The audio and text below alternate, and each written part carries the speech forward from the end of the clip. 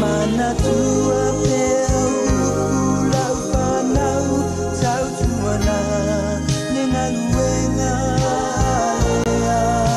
au, la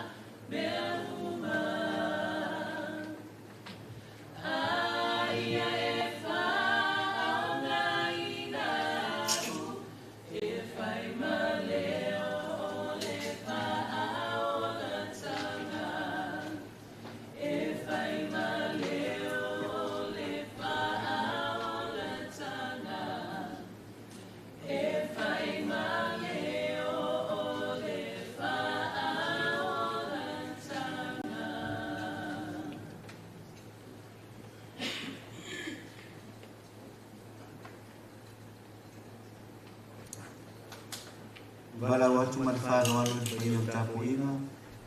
Na whaingana. Wenga. Ainga na lua o mai masani se o tātou tūlai mai. A o moni mai le sā o le tina. O le sawi.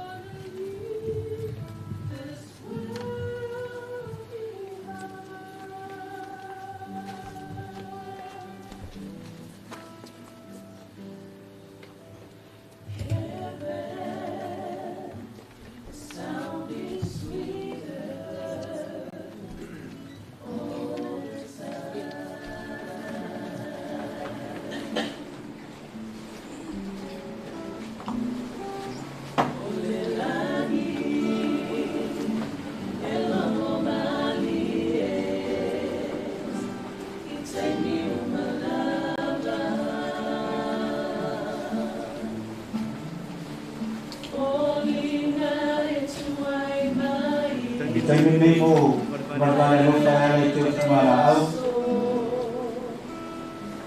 Awan tina ni kiasi. Oyo tapo ina.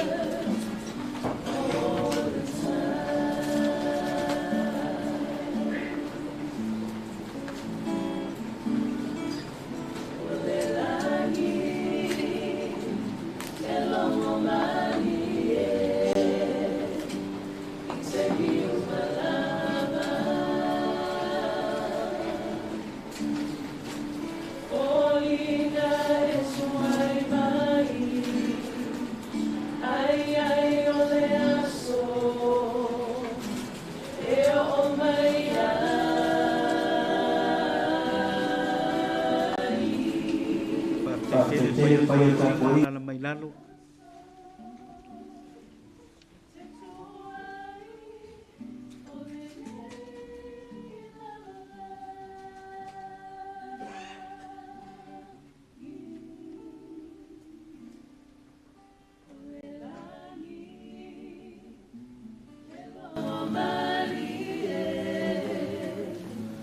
Sing you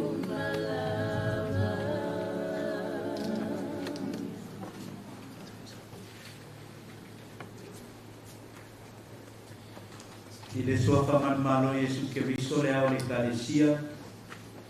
E ave ai lo whatau waa. Whai mafonga moli o paia ia inga na lua. Ai a le nofo alu.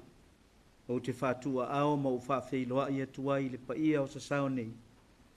Paia lau whainga luenga.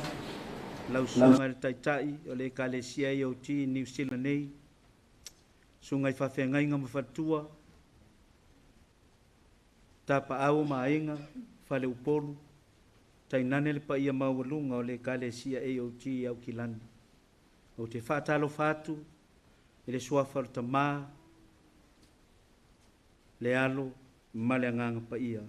Amen. O maia, se o tātou tāpua i atu i le atua. E solo i e sea fo i le atua lo i mata uma i o lato mata. E le ai fo i se toi oti, po se whanua noa, po se awe, e le ai fo i se toi popua ngā, a ua mawai atu mea muamua. Ua whetala mai fo i le tia tia i le nofo ali i whauta, o te whaia ia fo mea umalava. Ua whetala mai fo i o ia ia e tusi, a ua upu nei e moni ma le wha maoni ia. He will wipe away tears from their eyes. There will be no more death, nor mourning or crying or pain, for the old order of things has passed away. He who was seated on the throne said, I am making everything new. Then he said, write this down, for these words are trustworthy and true. Sei o tātou tatalo mo le ngang pa ia. Tātou wifo ma tatalo i le atua.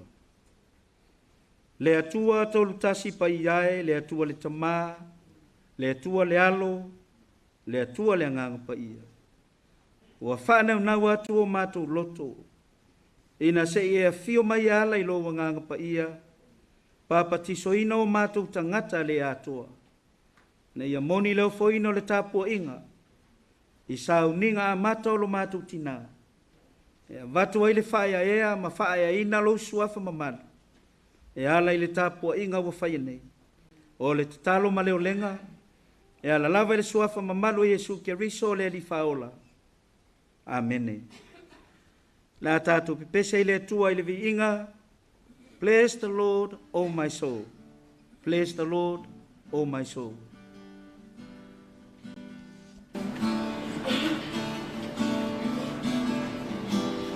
Me.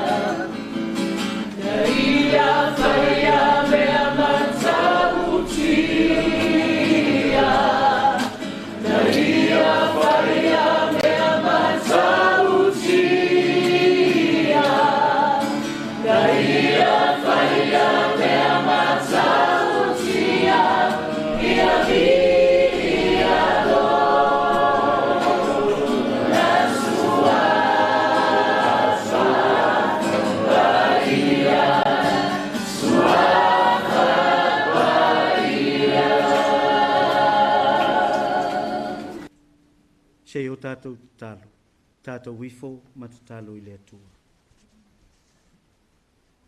Le atua o le langi, le atua o le lalolangi, le atua fofoa, le atua matangofie e sili ese lo walofa, au lofa maoni e le mataltalaina. Le fa maoni ma le alofa leo lau fio, wala ei masei ai lau whanau whatuatua. E ui lava o le wala au pa ia lau fio o wha manava fe au mga nuenga, alo mātou tina. Ao se awa noa e mātou te wha manatu ina ai, ma si ia e le wha whetai a lau whatuatua, ona o lona sao tā ua I le kalesia, o mātou a inga ma mātou whanau. Whawhetai le nei lau lau, sa tofu I mātou ma le pausisi e no nofo mātia e ai. Tofu fo I ma le kalesia e pūno no wai, a wase vi inga o lau fio.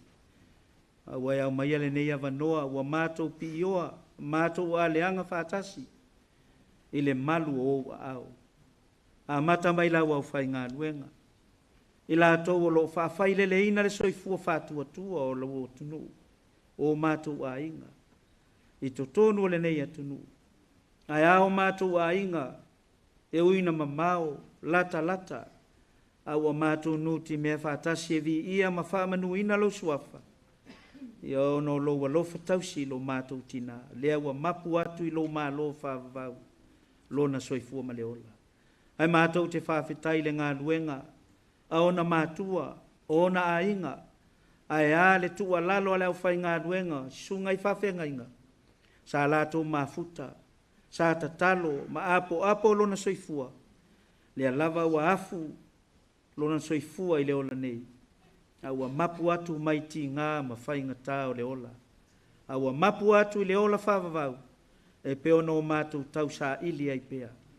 La mātou te talo whawhata I e vi ia lo suafa. Ono le whaolatanga. Pe mātou te lo fia I whainga tāo le oti ma le tunga mau. Pe mātou te saisai tia I whainga le fili. Pe a musia I mātou ono lo suafa ma le tala le lei. Awa o mātou whawhatai ma le whatua tua. Ua lava matotoe le whaolatanga. Lai loa lawa fio e ala ia Yesu ke riso. O lo lava alo pele o lo mātou ua li whaola. Ua so sofa ai le whaingata ma ona tinga. A ua tū manu malo I mātou whaatasi ma lawa fio. Ina ua whaola ina I mātou lo ua lofa tū noa. Tū mau lawa fio. Whanetanga umalava e whaava. Ua mātou tatalo le neia fiafi. Au poto la o whainga luenga o ta maole kalesia.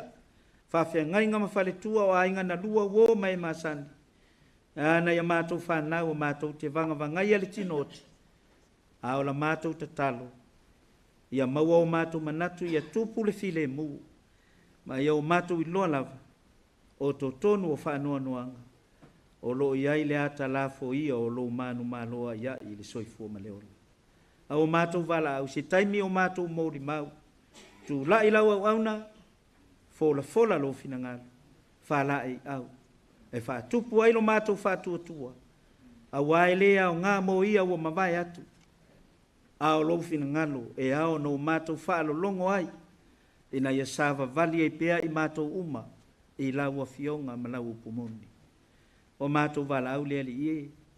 I o le nea fiafi o ani a mātou mōri mau. Whaafofonga lau a fio. Ia iai la me o tonu. Ia iai le whamaoni, ia le file mu. A ia siri o le alofa e whaavai ai o mātou manatu ma mawhawhanga. Ta iala lau a fio le nei whamoe moe, se ia oolo nei unga. Vi ia lo suafa e whaavau. Ta mā, e iai o mātou sasi ma whale tonu. E le au a oa e lau si le whanga lo mātou vai. Lo mātou to ila lo popo pe le fili mana au. Ina ua fuli o mātou tangata mai lau fia. Whaasanga o mātou tangata e whaia le lea. Ala lea la mātou I fonga. Whaatonga mamate o mātou a inga mai mātou uma. Whamangalo I mātou. E ala le toto pa ia o ke riso. O le wa ala tuai la mātou te talo. Amen. La tātou te vi le tua I le vi inga. Mai le tu spese e whakasa. O le vi inga 5. Lea li ie, le atua, le whai mea mawhai. A mae ale vi inga lea, wala watu malwhalo alo. Sunga le tofi o nea fiafi, Pastor Fred Luatua, mo se tō mataunga whale nganga, ma se upu whamawhanwhana. Na wala tātou mawhtanga le nea fiafi, malou whalo alo.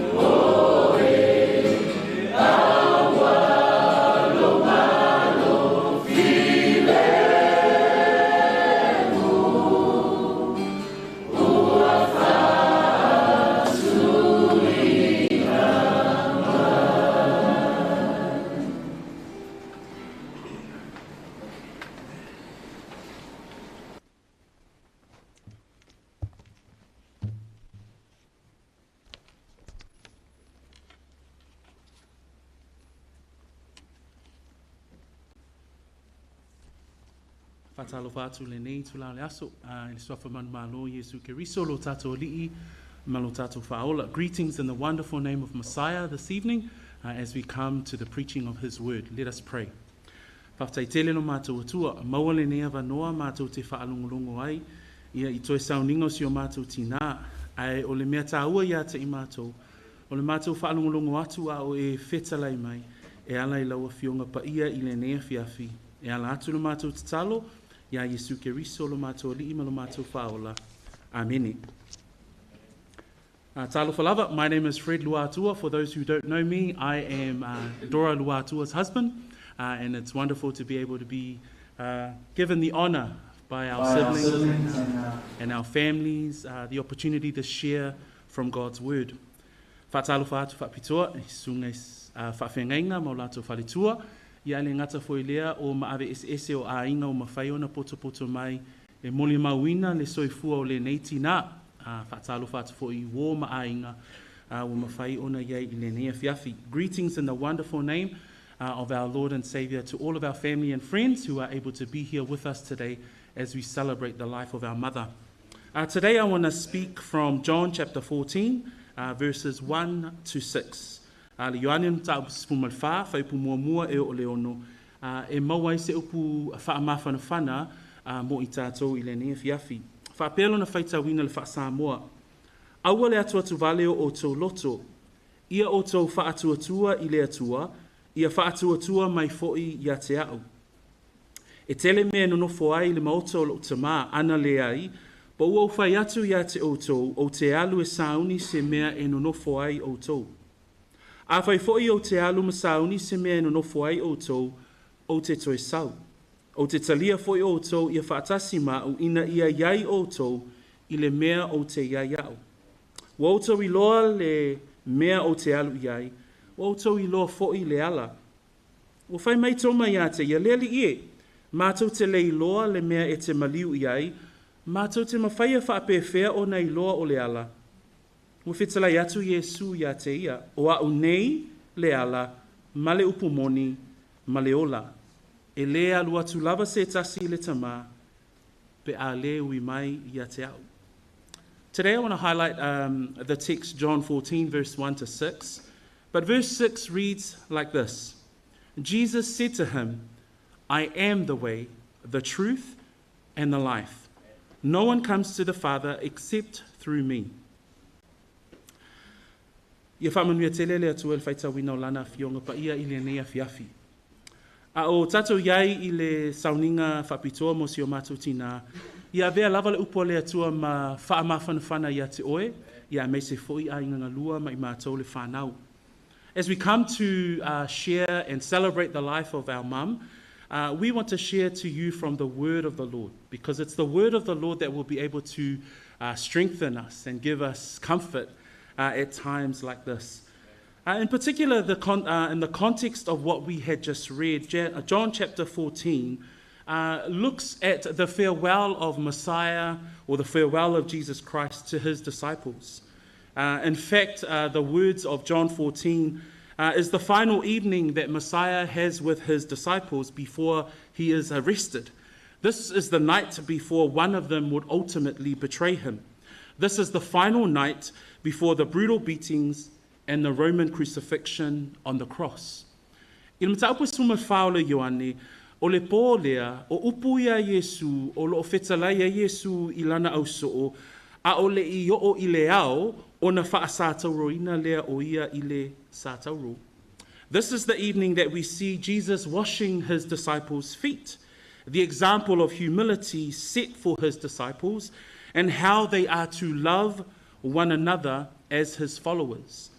Le pō lea sa whaapea o na mulumuluina I Yesu vai o lana au soo, ina ia wha avea o ia ma whaataitainga o le soifua o loto maulalo, a toa ai fo'i ma le alofa o le tasi I le tasi ma le soifua whialofani.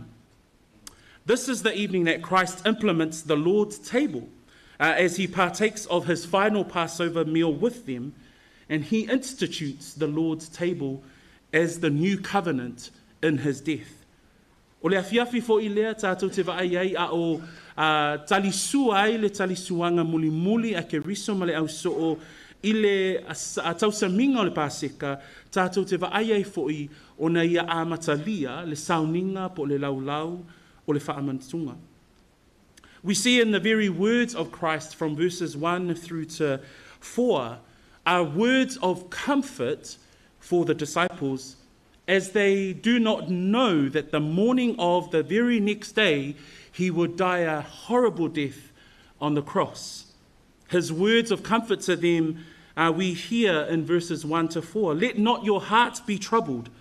You believe in God, but also believe in me. He says to them, in my Father's house are many mansions. If it were not so, I would have told you. I go to prepare a place for you, he says to his disciples.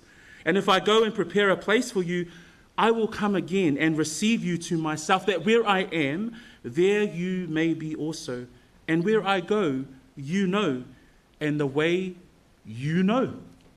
O upu whaamawhanawhana a Yesu i le au so'o, whaapeai o ia i le au so'o a o le i maliu o ia i le tai au, whamai aua le atu atu vale o tau loto, ia o tau whaatuatua i le atua, ia whaatuatua mai fo'i ia te au. But as he speaks these words, we hear one of the most profound statements that resounds throughout all of history of mankind. Jesus speaks these words, I am the way, the truth, and the life.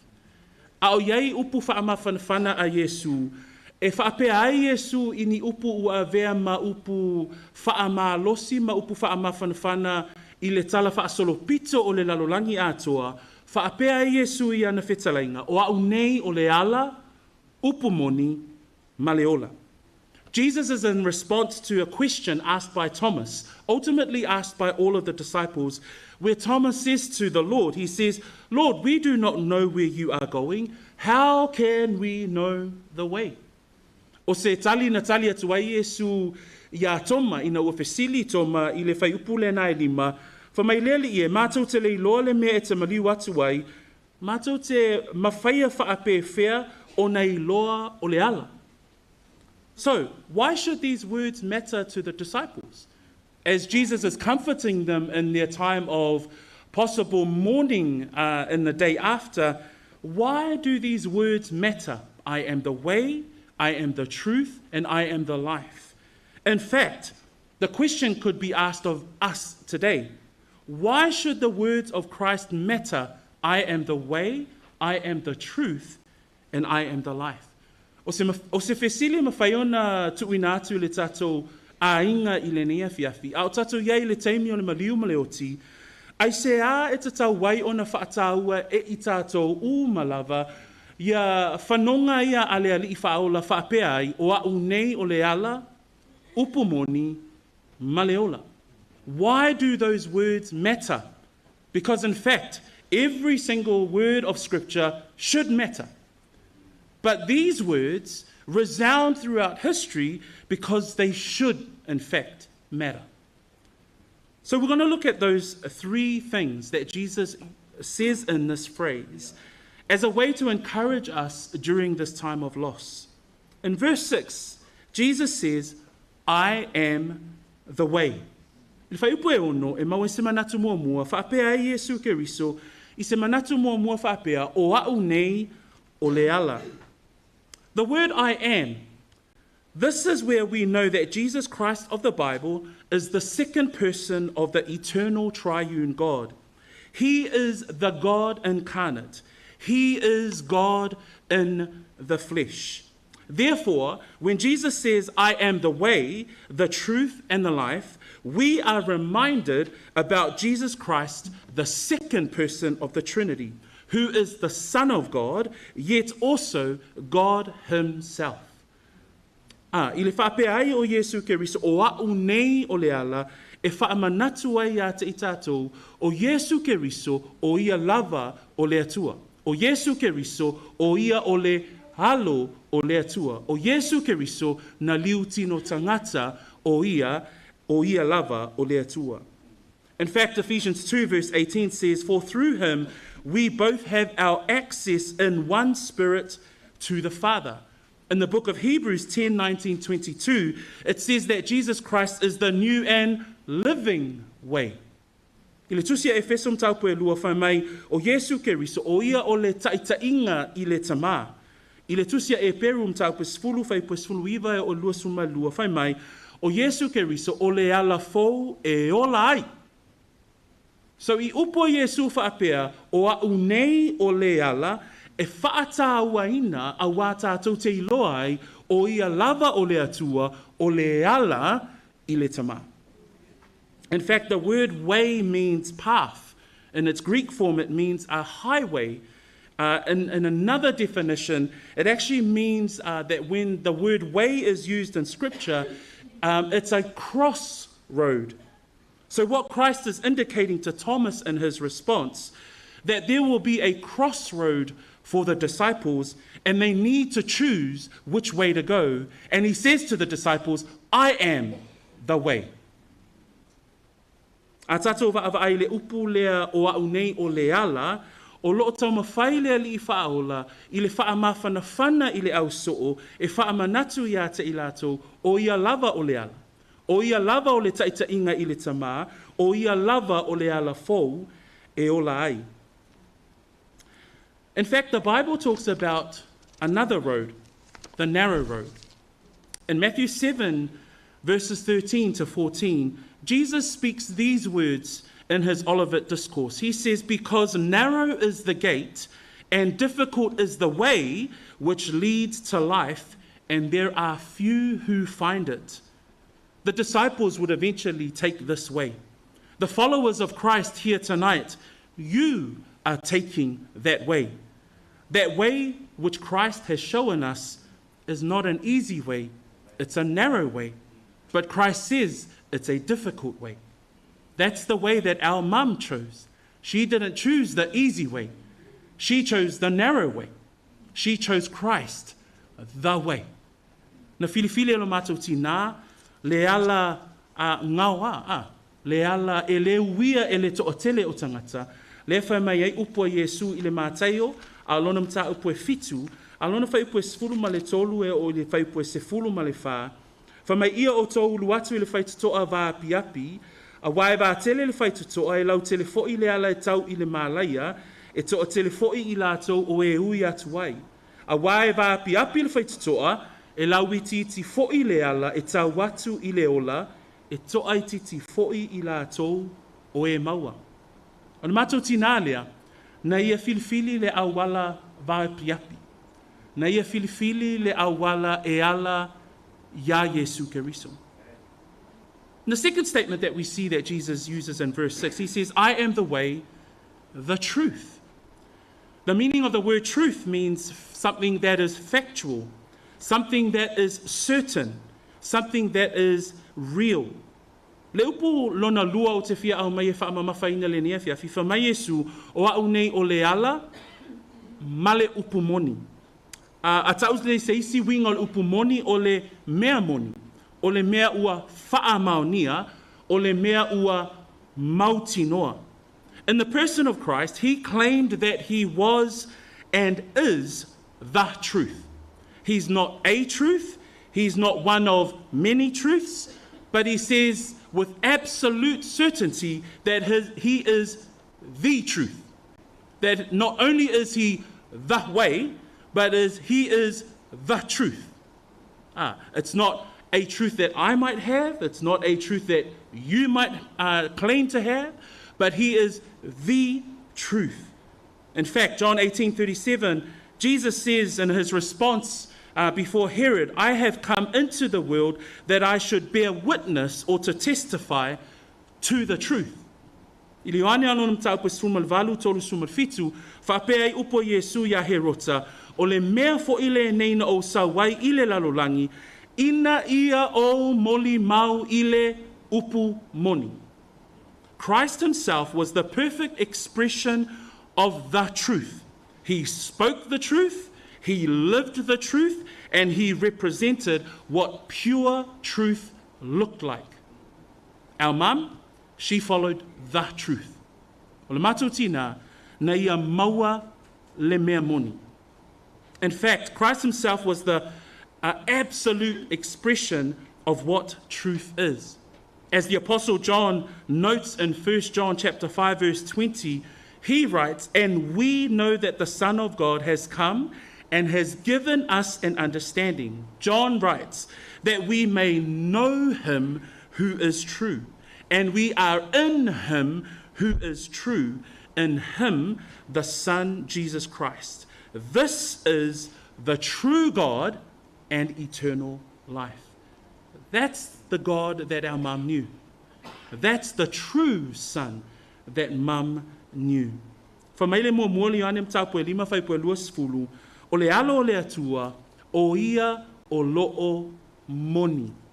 Le tatou a inga le nea fiafi, au tatou iai I le toi sauninga si o mātou tina, e whaamanatu ai upo le whaaola o Yesu Keriso o ia lava o le ala, o ia foi o le upu moni. The third word that we see there is Jesus says, I am the way, the truth, and the life. Jesus is the way, the truth, and the life. John writes in John 1, chapter 4, regarding the word of life, he says, in him was life, and the life was light of men. Whamaile upu muli muli lea o te fia whaamamawhaina le nea fiafi, Yesu upo Yesu whamai o au nei o le ala upu moni male hola. Whamaile Ioane mua mua whaipu e wha, upua le apostolo Ioane e whaatatau I le Mesia, whamai saia te ia le ola foi, o le malamalama lea o tangata. In fact, Jesus himself says to Martha and Mary at the resurrection of Lazarus in John chapter 11, verse 25, he states here, I am the resurrection and life. He who believes in me, though he may die, he shall live. I le Ioane suma tasi alona whai upo e 2:5, I le vāvenga na toi whaatuina mai ei la salo. Whamai upo Yesu ia Mareta ma Maria, I le whai upo e 2:5, ua whetala I atu Yesu ia te ia. O au nei o le toe tū ma le ola. O le whaatuatua mai a te au, e ui lava ina oti, a e ola lava ia. When we talk about the resurrection, coming back to life is very foreign to many, foreign to those who do not believe in the Christian teachings. But the resurrection is a core teaching and truth in the Christian belief. In fact, I believe that probably 99% of the people in the room tonight, when we talk about the resurrection, will all nod, yes, I believe in the resurrection. So Christians stand on the teaching of the resurrection because of Christ himself, who was resurrected from the dead. Christ who rose back to life, never to die again. O le mta upu e winga I le toi tū mai na ye uoti, o le poutu lea o le aoa onga I le soifuanga whaale kerisiano. So we believe in the resurrection. Our mum believed in Jesus, who was the life. She believed in the resurrection of the dead, of those who believe in Christ. In fact, 1 Corinthians chapter 15, Paul writes these words, so when this corruptible has put on incorruption, and this mortal puts on immortality, then shall be brought to pass the saying that is written, death is swallowed up in victory. O death, where is your sting? O Hades, where is your victory? I le awa onga whaakerisiano e winga I le toe tū. Whamai ei upo a Paulo I le mua kronitum tapu 5:5. Whamai ei upo a Paulo e winga I le mata upu o le toe tū. Whamai Paulo, pe a ofu le nei tino I uvale I le tino ola pea, a ofu fo I le nei tino oti I le tino le oti lava, o na taunu uailea o le upu ua tūsia, ua wha umatia le oti I le manu malo. Le otie, o fea o iai lo tui, le tuunga maue, o fea o iai lo manu malo. Paul goes on to say in that very chapter that we as believers have victory through our Lord Jesus Christ. Because of Jesus Christ, because of his resurrection, because of his victory over death and the grave, for everyone who believes in him, they too will have that hope of one day being resurrected back to life in glory with Christ. Our mum, she believed in that Christ. She believed in the resurrected Christ. And that's why, although we are sad, but we rejoice because mum now is in the presence of the Lord. O le aso le toi tū mai, o le manuia lea o le tangata e whaatuatua matali tonu ia Yesu Keriso. Family, as we come to the final thoughts of our sermon today, this is one profound statement made by Christ. in his final night as he comforts his disciples. But in here, we see three great truths: that Jesus Christ is the way, that he is the truth, and he is the life. And that's the Jesus that our mum served faithfully right to her death. I upune Yesu tātou te vaai ai se whaamanuianga mo le tangata whaatuatua e ala I upu a Yesu. Whamai Yesu o au nei o le ala, upu moni ma le ola. But he ends the verse with these words. Jesus says, I am the way, the truth, and the life. But he finishes it with these words: no one comes to the Father except through me. I say that again. No one comes to the Father except through me. Ili whai ungal whai upu le ono, whai mai upo Yesu ia toma, o au nei o le ala upu moni ma le ola, ai whaai o ia upo Yesu whaapea, e le halu watu lava se tasi le tama, pe a le ui mai ia te au. No one means no one.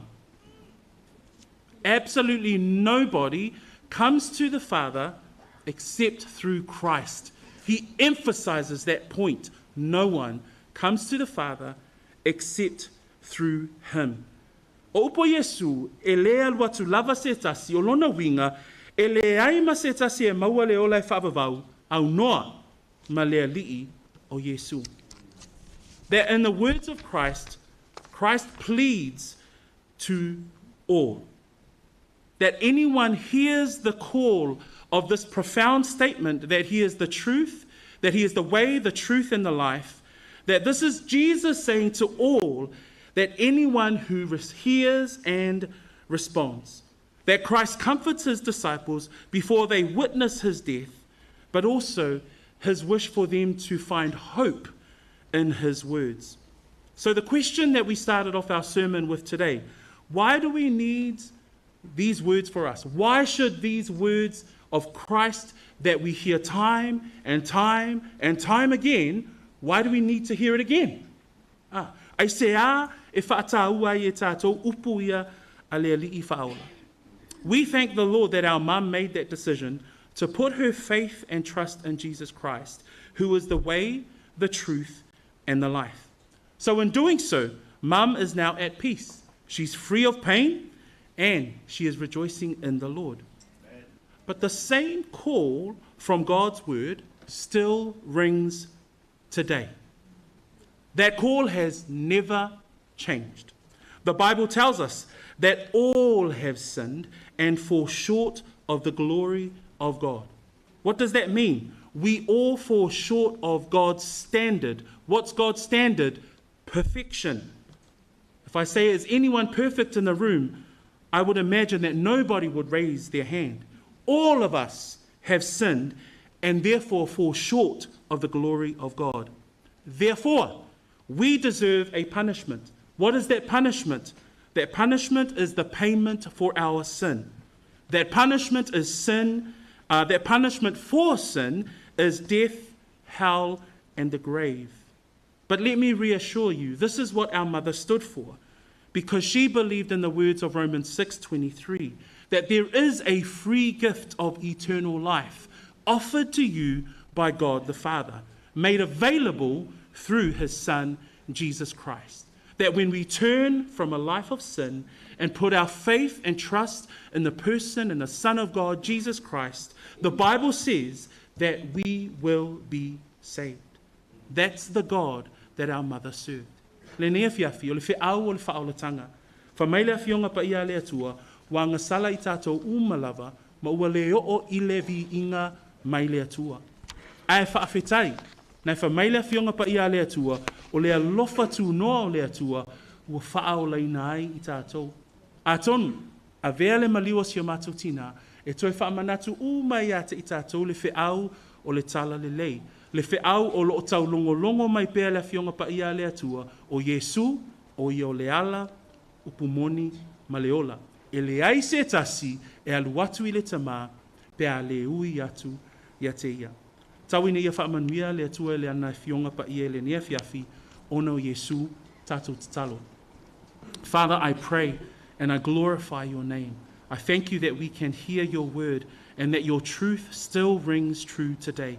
I pray, Lord, that you would stir the hearts of our family and friends that have gathered tonight to hear the testimonies of our mum, but that they too make a decision to follow the way, to follow the truth, and to follow the life which is found in Jesus Christ, your Son. In his name we pray. Amen. Tūna tu taitai tatu sauninga whaktai.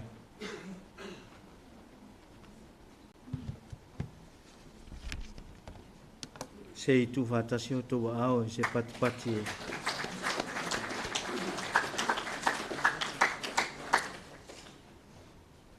Whai masui o tapo inga malu. Mo le atuari whaftaitele lau sunga le whai whiau, lo atua, mo le whiau o momori mai. Le finangalo le atua e ao no tātou mulmuli tai ai. Ia e le mo le ua whai langi le wholau. Ia o se whiau tāua mo tātou. Ia mātou tu whale le whakasa e iai ale upu whau popo taitai. Ia e talu ai ona o vai atu. O lena musu mai le pule le whale maliu i aketi. Malia lau sunga atalo le fitua o mata to loto. Ia o lea o vai atu. Ia o toi lusfuru fitua le whai mori mau al mato wainga. Ai tolu a mea tāua na upu ea mai le launga. O le ala, o le upu moni, ma le ola. O le ola, o le mea lofa le atua le tangata. O le mea lofa le atua I loutou soifua ma lo ola. Life is a special, sacred gift of all gifts given to us by God to live. So in order to live that life, le ala e tāua ai loutou sila ma tātou toi tangai. Le way. Ne whau tātou whapea, which is the way? What is the way? O le sā tauro. Sā tauro lena tau ai ke riso. That is the way. A le awala nā pe o na maua le upo le fiafi. Sā savali ele lo matua lea. Au mai ele atua le soifua ma le ola ia te ia e ala mai matua. Savali e lo sau. Savali not only that way, but also the truth. And none of us, not even a single human being, has that truth. Only God is the truth. O ia la o le upumoni le na. So as people, as human beings, as Christians, we are here in this world, not only to walk that way, towards that way, through that way, but we can also remember that that truth belongs to God alone. So all we have to do as people, as Christians, like what she did, le ngata tātou te sava vali ai, ai a tātou I loa ati lima mauti no la tātou sava linga wha le whatua tua, le atua o le whatua tua, o ia lava le whatua tua, o le whiau le mo tātou le fiafi, whaftai tele I lausunga le whaifiau le whamanatu, ia a o le atua e ana le whiau maranga luenga, wha mai paulo, o e te whasusu o a o te lulu a o le atua na te whatupu, e tatala le atua puna vai, o lau whafonga ma lau whalongo, e nofo fale ai lana whiau ma le tala le lei. A o le mori maule na lea wa fonga le pa ia o le tātou au fia, sa savali el tina lea. She walked through towards that way, the empty cross. Le sa tauro wa tufua. What that means? Le anga na o le atua na te sosofa ina le sa tauro, le pongisa, le mata ngā o tātou wangsala. A o lana ami o tonu e a fei malu ai. E ala lai lo tātou fatua tua. Ma tātou sava vali ai e tau atu I lona malo. Lo matua lea. She has already in the kingdom of God. Leva na iei sau le malo le tua. A wafo I o le tangata sa ma mafia te ia le fatua tua. sa fai mana vai su le lotu tau tua le fai fe au fa tonu le fa nau mai mato fo i sava vali o nala ia le fe au nai fa manatu pe mo tato a lofa mai le tua fina ngano maloto fa no noa fa mafan fanai na ile fe au le ne fiafi sila sila ane le tato fa solongo ni tapo inga ia le wo o atu i moli mau e mua mua alo ma fa nau ia ona so ai le pese ia saunia ile papali sen lua tuos ia ona so ai le o siblings po uso matuangane o le tina ia sau ia ona tu atu le ainga o le avanoa ile lonfa i se sui o le ainga o lo matu tama ia mulianga tavita ia ona taualunga le i mori mau sao ainga na lua le fionga ia ai ia malefionga ia fonuti ia o le faasolonga le na ai tatalo atu lava male faaloalo moli mau le lo matua lea au te moli mau lava oi ia te oi manuia lau moli mau ia ngalelei mai le tua malo faaloalo faaftai lua minute le lau fai atu ia kake su mai se longo ia a 2 minute finangalo madia le anga o te 5 taitaina lava le taitainga o tatou sauninga ia o lea lala mai tamau le kalesia ma la faingaluenga ia mau tu manga nei no foanga fape nei ia o le talo toi suma i lor tatou ainga ia lum fanau ia e fai le tatou mol mau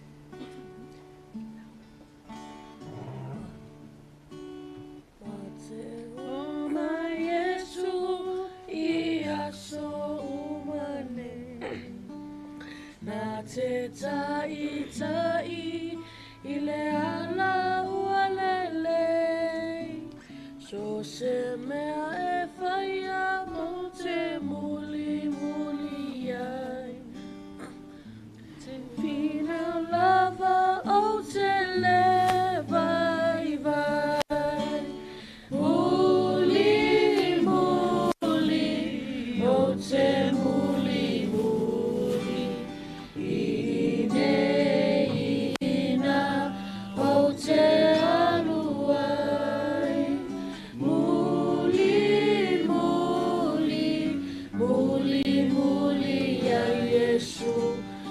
se mea e whaia ma te whaatasia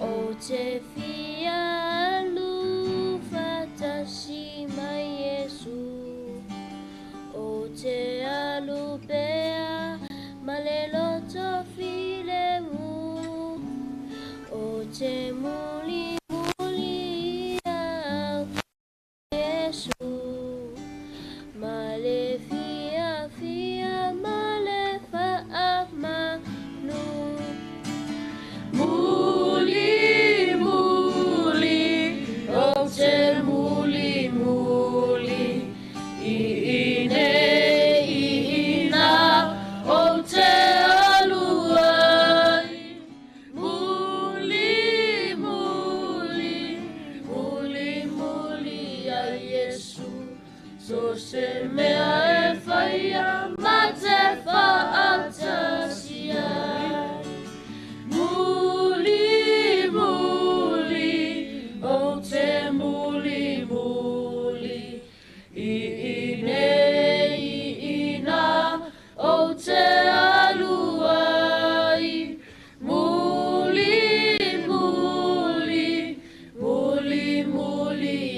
Yesu. So se mea e whaia ma te whaatasi ai. So se mea e whaia ma te whaatasi ai. So se mea e whaia ma te whaatasi ai.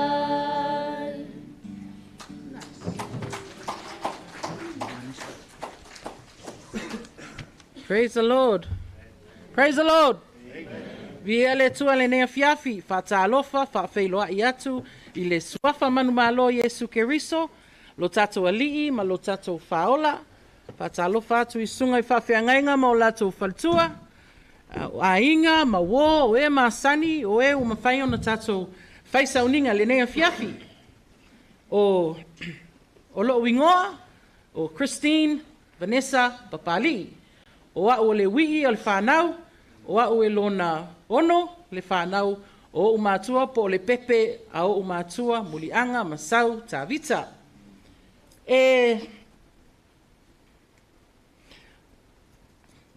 O le afiafi nei o te iloa, o le a susu mai ale tangata ia ma whapea mai o ia o le pele, o ia o le pele, o ia o le pele. A lela lau whai atu, e pele uma tangata il mato tina. E alofa lo tina I tangata malava pe lai titi pe matua ai sili ona alofa lo tina ia tiau ona na oa o ai so o lo tama. So greetings in the name of our Lord and Savior Jesus Christ. E fo ile e tangata to fam o te mai tauina lo tina e siale fainga o le to afale ai sila fo ai e pupuka mai ai lunga kau I lalu ka mai vai pupuka vai o whangau la ia o pele o lo tina le mato ulu matua sa ili malo farani o maklavea o fiso maulolo mamulianga o no le ngol mako kama a o te whaftaile atua ono si o mato tina ese le alofa o le ni tina ese le o le whamanuianga le titono si o matou ainga. O lau whaia unga mua, o lau coach, le wing o le tala, ua le iai lau alo, sao ailo walu, o na o si o matou tina. O se tangata e o si ainga. E mana o le matou tina ina ia matou iloa lo na ainga, so se whaalave e mana olo tina matou te o ai, ma o lana tala ia matou ia o tō o e whaamasani tō ainga. Ia o tō lo ai. Whai whaalave o matou ainga. E mana olo tina e tau si uma matou ainga si o matou tama I whangalii, ma whale a siu, ma si o na ainga I samatau. Malama lei si o matou tina I lona ainga. Lona ainga I le pā, lona ainga I samatau. E le lavani upo e tau whamatala ina ai, lona alofa. What a blessing it is to see all of you here. Thank you very much for coming. Whamea si o matou tina, o na ainga, o si ainga e le misi, o na tuangane, e toa lima I lato, o tō tolu o maliliu, tō alua o tutoe. O pele ia si o matou tina. O le whaituangane. So I just... Whaftaile atua o no le file mu. There's a chorus I've been singing all week. Le pese le AOG. O le... Ma eu le mafutanga. Whamaitali. Ia whaalango atu pea ia Yesu, e te mawai le toa file mu. Ia whaalango atu pea ia Yesu, whaalango ia au o le atu. Whalangolango I a ao Yesu, tātou te mau ai le toa file mu, ono le suafo Yesu, amene.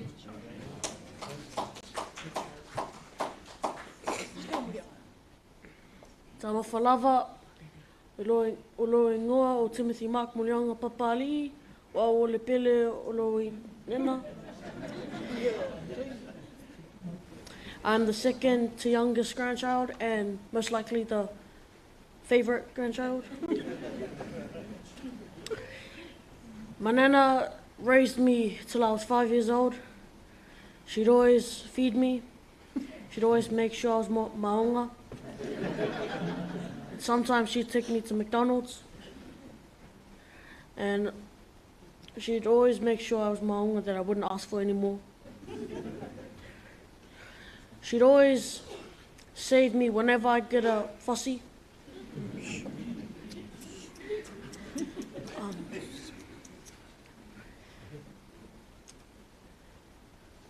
My nana was a wonderful person. Even though she was sick, she still and would always care for me. She'd always give me money, even though she was sick. And even though I was old enough to take care of myself, she'd always take care of me. And if I got hurt or I got an injury, she'd always pray over me. I just want to thank God for what a wonderful person she was when I was growing up.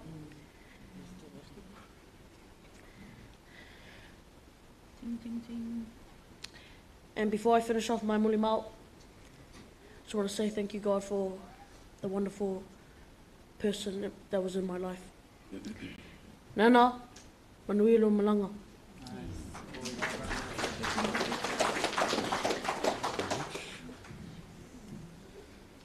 Talofa lava, Speak up, speak up, speak up.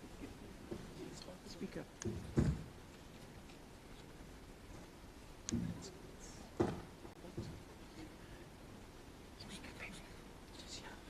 Talofa lava, Olohingoa, o Maukishua Wetipali.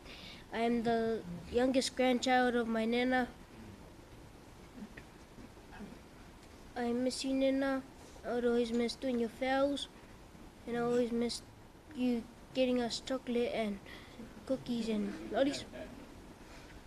I would even miss when I can chopper from you and it was not my fault, it was my brother's fault.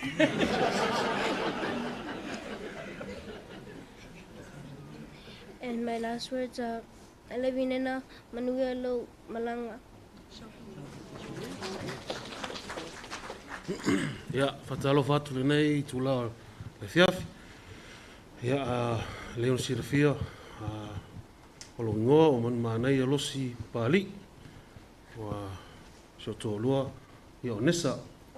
Ia, pe ona mulma watu ia nesa. Ia fiafi ning whape, ia, everyone will say that they're the favorites.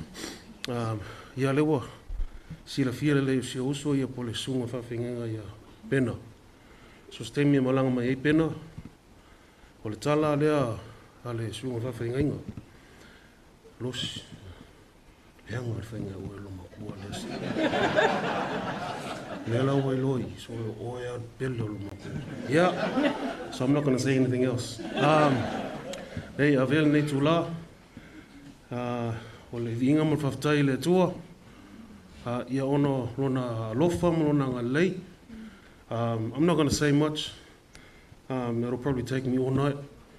But two things I want to, two funny things I want to bring up. Ole o loma tua nei, ia ole loma tua fia. Sea vai ei whāno noa. So a whai o e fia le nei po, alanga mai amene. Ai fia le nei po, alanga mai amene. Our mother, she was a happy mother. You hardly ever see her with I think the only time you see her sad or upset, as if, as you guys all heard, Mulianga, Bell ki me sasa irong whaanga, pawangar ki me whaarunga kua kau, wawawa me luma kua. Au si mato tina, stangata fia. Te whaftai poi le tina nei. Le wo loa foi. E foliska lingi le wo sasong me tina ia. O le fōino whawhita out. Ia, e le vai taimi o le COVID. Ia lea tau tupea. E ia taimi o le COVID. Hei la ke mine ngala koe luma kua mako ngofu. She wasn't feeling too well, but she came over and she stayed with us. Ia o ke alu awe o ke whinga luenga, o ke alu ngō fia la pēa whaiwa. Pēa ua pāse pomo kongo mako whari.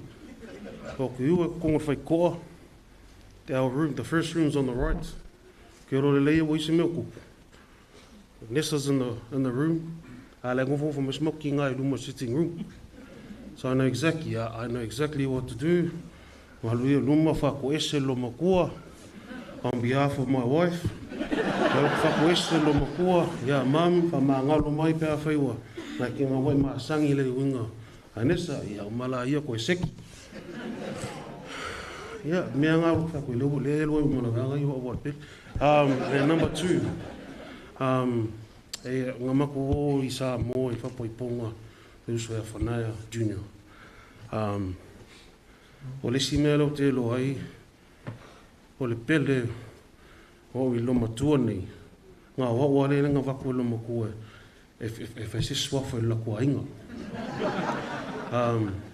Sa I whole vai teimi na sa ta whama I ele tina I a peolena I a posina.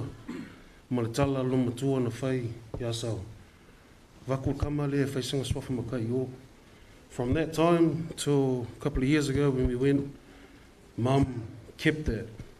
And then when we arrived in Samoa, even though I didn't want it, but Mum said no.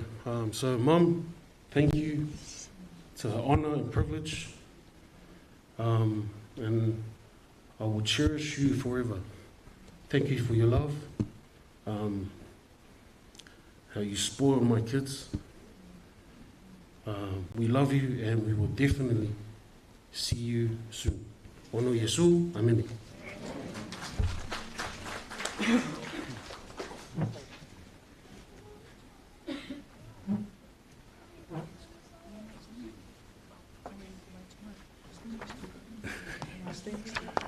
Praise the Lord. Ia o au o le to'olua te maitai lea, la lelei, ia dora nua atua. Ia tausanga lua afe sfuruma le lua afe sfuruma le wha na a matai le matou mafutanga ma le ainga nei ina ua o atu I le lua afe sfuruma lua ina o atu I le tamaya mulianga. Ma o whai atu I a mulianga wa ua o fia mafuta I lona fine. O na tu mai leo whātua tuanga o tamaya mulianga ina ia mafuta madora. Mai le taimile nā o mai le taimile nei ma mātou mafuta I te tono le ainga. Ma ua whailangi le fōlanga le tama. Lua afe ma le sfulu fitu na amatai na mātou no nofo ma si o mātou tina. Ia mawhisosoani le tausinga o le mātou tina. Lua lava ni vainga na whaamanuia I nei, loto lo mātou tina. Ona o le tangata lea, o le whaaloalo ia te au. Te mi uma ma te nonofo ai ma mātalatala noa. O se tina e tau saafia I lana mio e mauai fo'i lea o awina o loo nei tangata. I lona whaaloalo. E ui lava o I mātou o lana whanau. Ia e se foi awinga tina I lana whanau. Au mātou o loo whai mai te tono le ainga. O te ai le winga le o le lo matua o le te lei o lana whaaloalo e tuina mai a te I mātou. Mai o le winga fo I lea na whaamanuia I nai lo loto. O le vainga lona lua na ui loa si o mātou tina o le tangata tālai. Ona o ia sa o le talaanga o le lo matua le nei na maua e ia le whaolatanga e ala I lona tuangane I Wellington e. Ona nau le o ia e o mai au kilani e whaasoa I le whaolatanga I siona uso ia whaaui. Malato mafuta ai lunga I au kilani ona o le nau tainga ne ia whaolaina ia na iona ainga. Mai o le ainga fo ilea o whaaui matau pa u a o iai a sauma mulianga I le lato mauta na awala I le whaolatanga I le matou ainga. So o te lei loa I le finangalo le atua, po se awala na sila fia le atua, e whaatasi ai maa ua male, ta mai taila le leilea wa avea nei ma uto olua. So 2 things that I know about Mum. She had the utmost respect for all of us, her children's husbands and wives, us in-laws. Every time I sat with her, in her words, that she would give advice or she would reprimand, but in such a way that wouldn't hurt us or offend us, but really just guided us in our family and how we are to do things. And I really admired that about Mum. The second thing that I would say about Mum is that she was an evangelist. She came to know the Lord through her brother, our Uncle Malai Fou. In her early years of walking in the faith with the Lord, she urgently wanted to come to Auckland because she wanted to share the gospel with her family. And so the legacy of this woman is a legacy of standing for truth and sharing the truth that is found in Jesus Christ. And it's become such a blessing for me. I came into the family back in 2012 when Dad was alive, and I went and asked if I could court his daughter, and Dad said yes straight away. But ever since then, and coming into the family, and we came to live with Mum in 2017, and ever since then helped look after Mum. But she's been a real blessing for me personally, especially growing in the things of the Lord, slowly moving into ministry. Her advice, her courage to continue to encourage us in the things of the Lord has become a real testament of who she was and who she still is for us. So thank you, Mum. We love you. Blessed and peace be the journey. In Jesus' name, amen. Amen.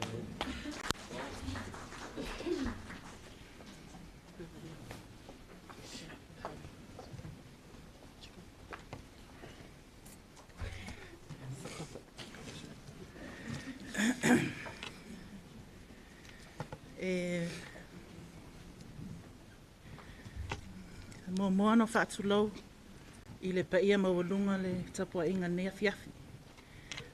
Sui lau sunga le taitai o le Samoan Assemblies of God, mana whalitua. Su fo I lau sunga le te olo le kalesia au le Assembly of God. Su fo I lau sunga le sui pule le kolisi malua. Sui sunga whawhia ngai ngai whata ngai fia. Sunga ia o ao a fionga tia kono. Sunga I whailaunga o tau whalitua. Tua asina sina, o wō mai masani. Te o lava il whanau. Malo soifua. Malo lava le langa maa whatalo whatufo I mato ainga. Su lau sunga le sao. Niwa pailo fionga ia whamanu. Funti whamanu. Ia, peta to ainga atoa. Ia. Pea foi ainga whanga whiwo. Ainga umaloma tua samatau. Swa lo whanga whiwo. O niwa paifu ngā wai. Ia, nu atoa samatau malo lava soifua. Malangi ma. Whaatala whatufo I ainga si o tama. Mai whanga lii ma whale asiu. Ia. Masa mo atoa poto. Ia. Mo sila fia o au lon tolu whanau lom tua.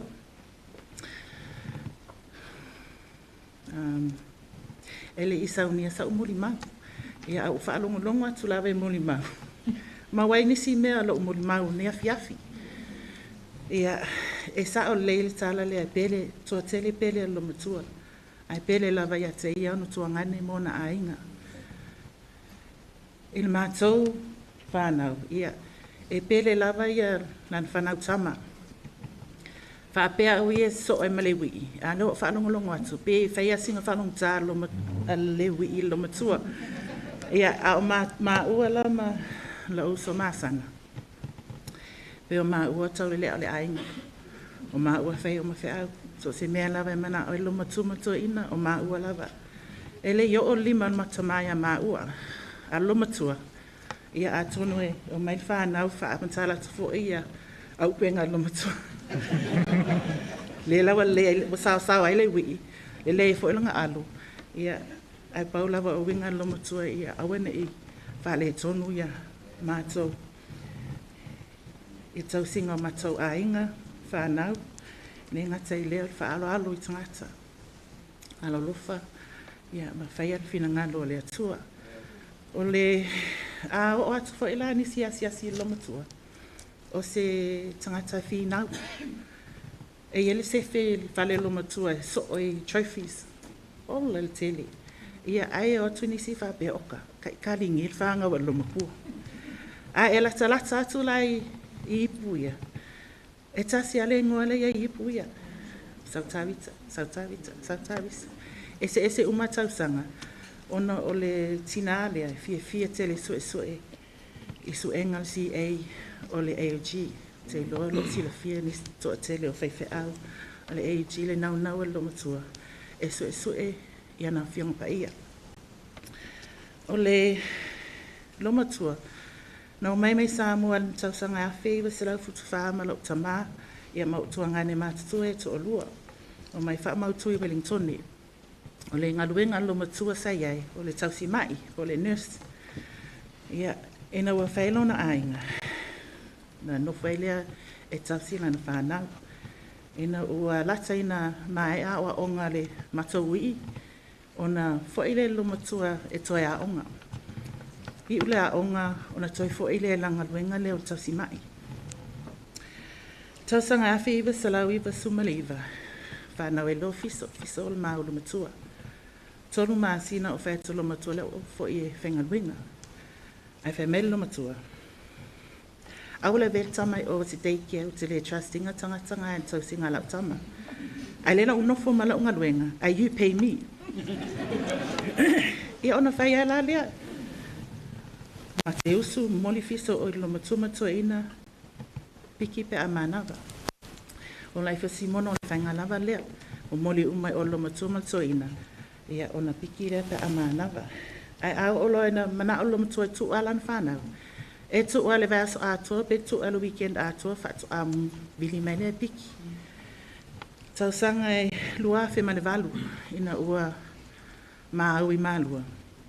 Whenga tā ona whai lo matua. Ma te o ma aven ma whanau. Ui ina whenga tā.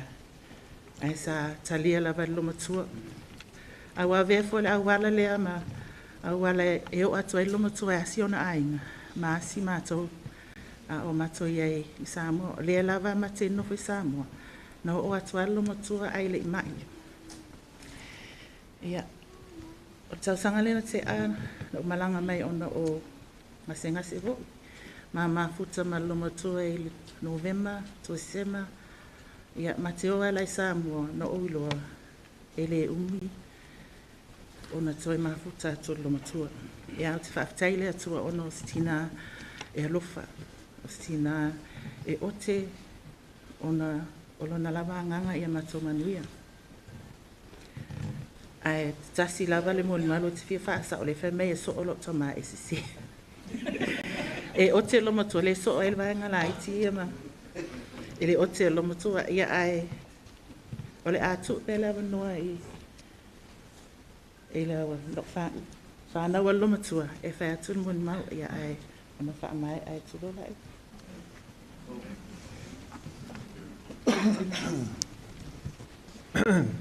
Yet to whaatalo whaatu fui. I'll make it short and sweet. You've already heard most of the stories. They've stolen those stories from me. I've got 3 stories, but I've got 2 minutes to say it, so I'll only do one. Even though Nessa said that, Mulianga, or actually Mulianga said he's the Billy. 1999, the real Billy came into this world. The only reason why he was a Billy is because I was in Samoa. So whenever I come back, it switches back to me. So yeah. The last time I saw my grandmother was April last year when I was going to Samoa for my dad's mum's funeral. She came through. She sat around in the sitting room. If you know our sitting room, it's quite small. She's got a chair there with a whamalu on top. This is when we had KFC. She started crying after Dora went in the room.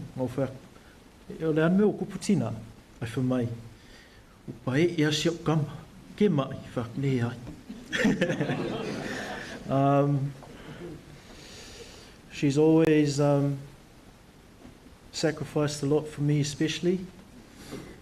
I'm glad she got to go to Samoa with most of the grandchildren, the boys. She got to see most of us there. And I'd like to thank you for everything. Thank you for the credit card you gave me whenever I was hungry. Murianga, did you get the credit card? Oh, never mind. Thank you for all the clothes. Oh, a quick story. So whatever clothes she bought me, you know how Islanders write on the tag, you write only the initials. Oh no, she writes on the behind the collar and below the waistline. But it's not only the initials, it's the entire name. So she would be like, Fisole Rani Teri Maulolo. And then it's like, in that way I would never lose most of my clothes. She was a very meticulous lady. And there's only one time she gave me a hiding. It was our first trip to Samoa. It was Ulavali. I deserved it. And I'd like to thank you for reminding me that I'm still Ulavali as the oldest. Other than that, I'd like to say farewell, Nana. We'll try our best to live life as you've seen it. Love God as you've loved God. And go see my parents as they have go see you. God bless. No tears.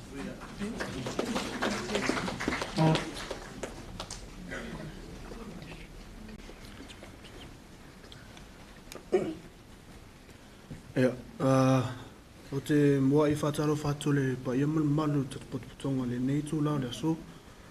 E whataro whatu e le pa ia malu le au whainga luanga le atua. Mai sea inga mau o whaina. Ia, moe le silafia. O lo suafo, Simona, maulolo.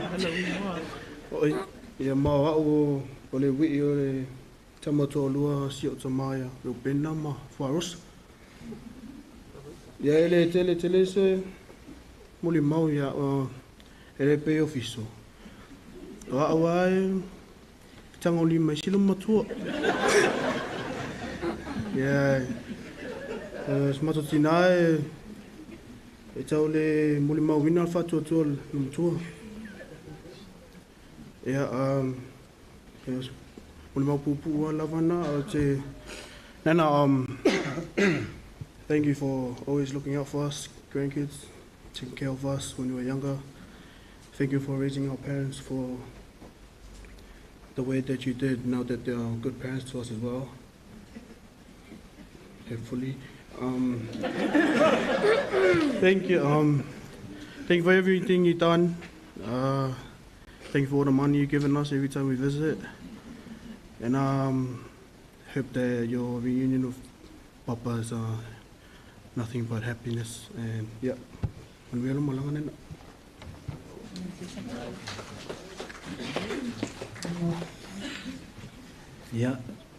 Ya no fa tu te mo sole 2 minute ale o fa marulu atu o ova martai 2 minute ya tau lavana faisau talai no mato tina mo lavana u fa tai le tua ya no mato maftanga te le sau ta o molianga martina ne ya sau e lo mato matematino lo mato vola le fiau man ngalwenga ele fai te lava fa tai le tua no le fatu tua sa to no nei ainga le ala foi le ana ula vale ai ya wa toi fa mana tu mai le tua lalo na yo matu ai ala ile lo matua le ina yo fo I malua ya fa tai le tua e se le lo fa nei tinai ya matu umalava matu fa nau mo au lava ia le fenga ia malo matua e la kia le sunga ia pasta tua mali sunga ia riti watau atu wa umarsa wa le lo matua e luas fulu ono tau sanga o mama futa malo matua le winga la utala o te o atu tau nga tala vou le na le lo matua ai mase lava la e au tangu fia la fa nau sasa O ina lau te vaai e loa i tangata mo ia e suafa ia sau. A o te whaftai le tua, sa o ale loto luma tua. E vaai ia le mea tupu o te loa. E pe o ina e o te loa, e o stangata e sa oa, e le o stangata e ine o na winga e nā tia, a o le tina e tauta sa o. Ia, ai whaftai le tua mo fuina e vanua e mafutai, ma awa o mai fo i lona soifua. Ai toi fo ia lau tala i maa matanga. Ia, ua vile atu nei wharosa, ua o whitwhidia lava mate nofo, o lo fia mafuta, to ina maloma tua, o tele iloa la, o lewa iai umala au samatau, o to tele o le ainga, tino le lei, ia, o whanaya, o niu mana, ia, o sau loa, ana oso mai o te saula fa pe na rosales le watu ta vale piki mai ya ul matu fale o te saula sa fa e lo matu el fo i le no fo le pasisi ana oso mai tono la te sau yo to sa le anga fo ile a o sei tulo le visili mo mo lo matu e te rupen ai te no fo mau e fa pe le visili lo matu ia o whapelo, ia la o tala noa tu roa la, ia oi, tinao te, I'm a New Zealand po.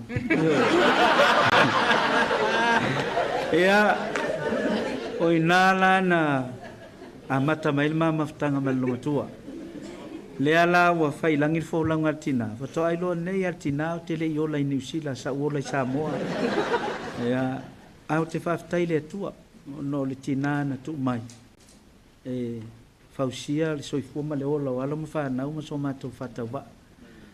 Aftai foi pa io le kalesia, ta mai a sa mani pule ia le alala mai le awhai ngadwen, sa lātou te talo ina ia maua le, tu mau le whatua tua o sau maro mātou wa inga ia le lawai, sori tūlanga au aia le, whaife au nei, ia alo ma whanau maro mātou whatau wa.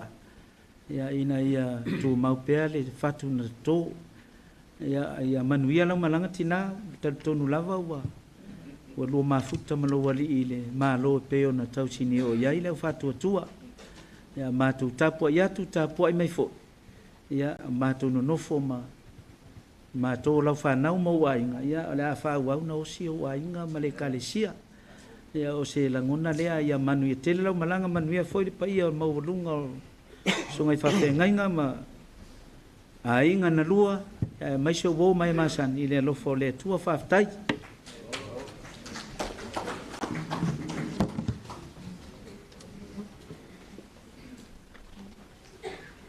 This is a day that the Lord hath made, let us rejoice and be glad in it. Amen.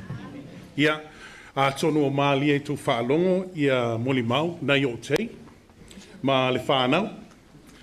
Ia, sei I just want to introduce myself to those people who have not met me, but also to those people who do know me, because I need you to know this. Oau, o le ulumatua.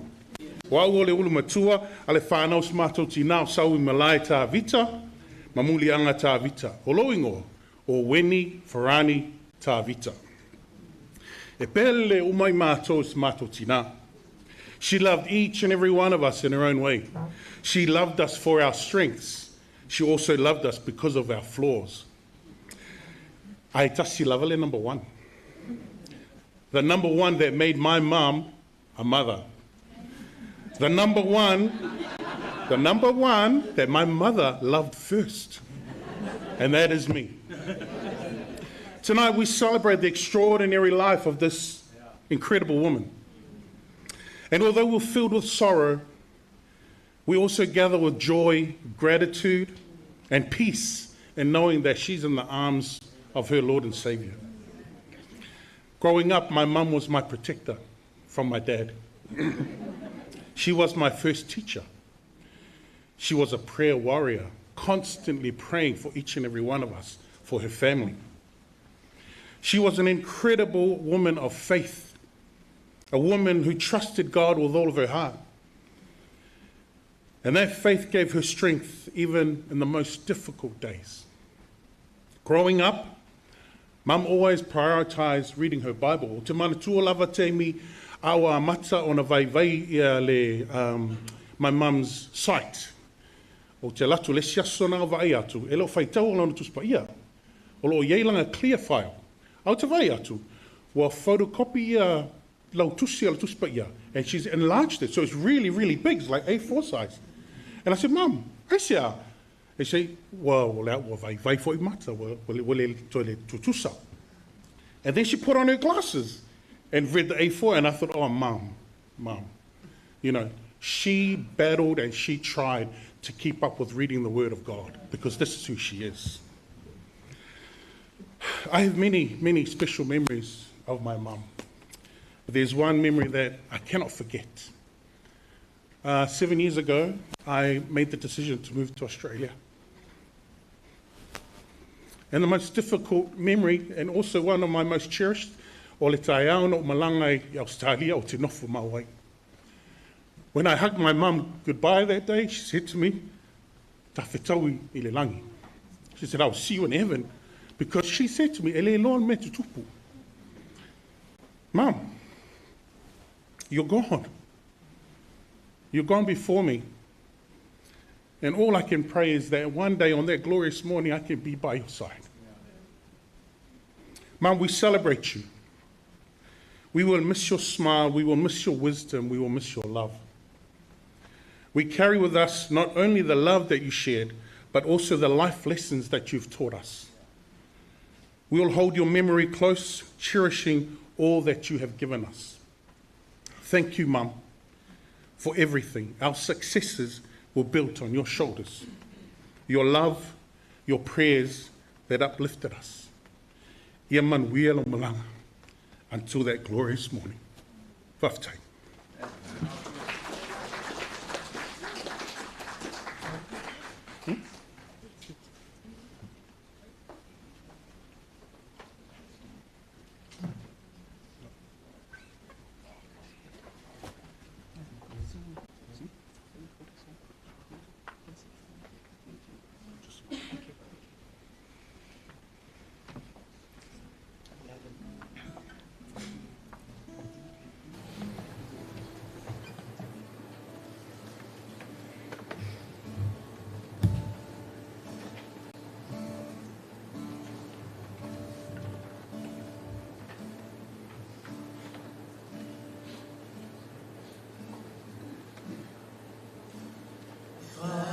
Sana e o masa I maunga e o mai ai. Lo ufesoa soani, mai ai e o valena whaia le langi. E le tuina mai e ia ia ma pewa lo vai. Lo leo o ia. Ele tule moe la bahia. Oh yeah, oh ba, leo oh yeah, oh yeah, oh ba, le pa oh lea, ilo bitu tau matau. Ele taya ele la ileo, masina ele po. Leo I lo wenanga e o ele pahava. Oh Jehovah, oh Jehovah, oh Jehovah, Maya Jehovah lo ufesoa soa dilea.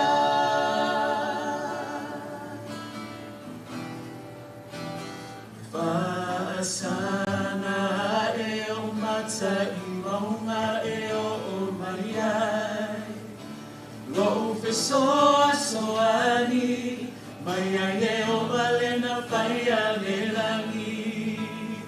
E le suina mai e ia ia ma pewa lo vai. Lo leo o ia. Ele tule moe la bahia. Oh yeah, oh ba, oh leo,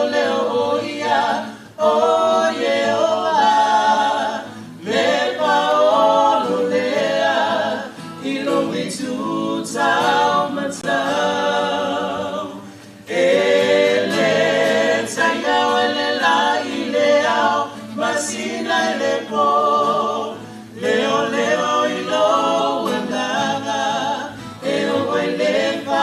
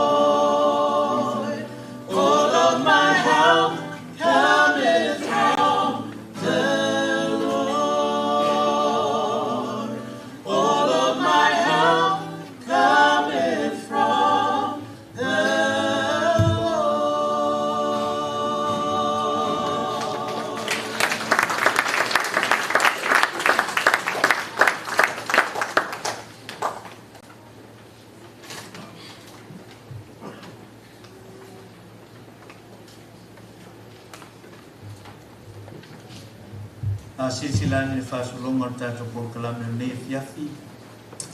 Ia o mai le mori mau e tui natu. I oso ma tuangane se tulo. O lo mātou tina ia sau. O tō wanoa nei ma whaateli.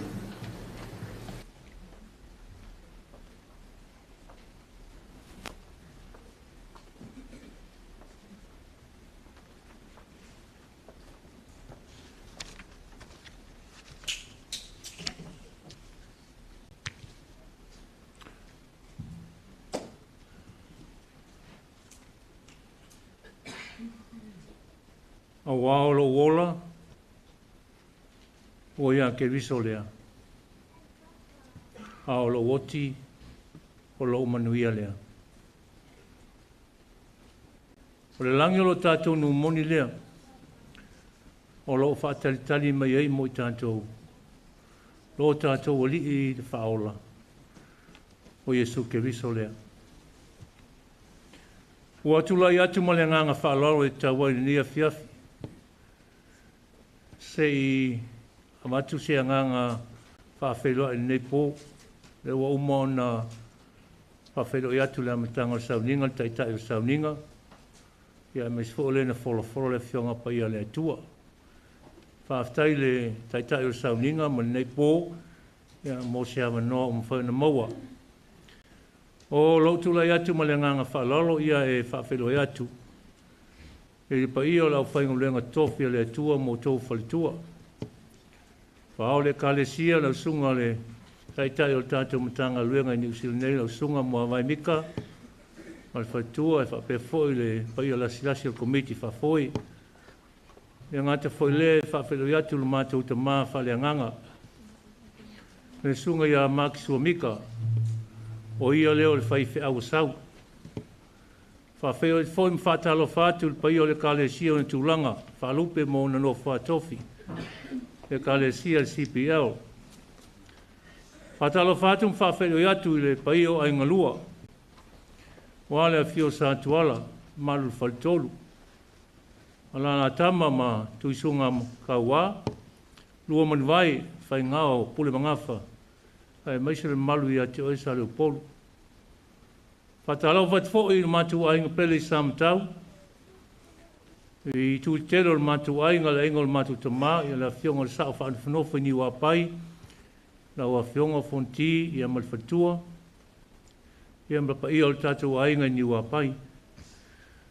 Pefo ni whatalo whatu le pa au mai la fionga le sao le matu ainga i whanga whiwo. La fionga le maupu o le tu i ana. Olo ia I nisi o lusoliu au mua whatalo whatu tātou ainga I whanga whiwo. Whatalo whawhelo atu ia sa mō poto nei pō. Mai al taisa masama se ia pa ia filim pule tu o le malaina tau iloai malo. Pa olo mangafa Siri lange malu ale nei ainga, whatalo whatu sof man malo isu ke visol tātou lima tātou whaola. Whape fon whatalo whatu tātou nutelo sa matau. Me whiol whao lima ngā whawhia me mal te maitai. Wheta lenga le mwenga ma upulo tō iwa. E whatalo whatu sofa isu ke visol tātou lima tātou whaola.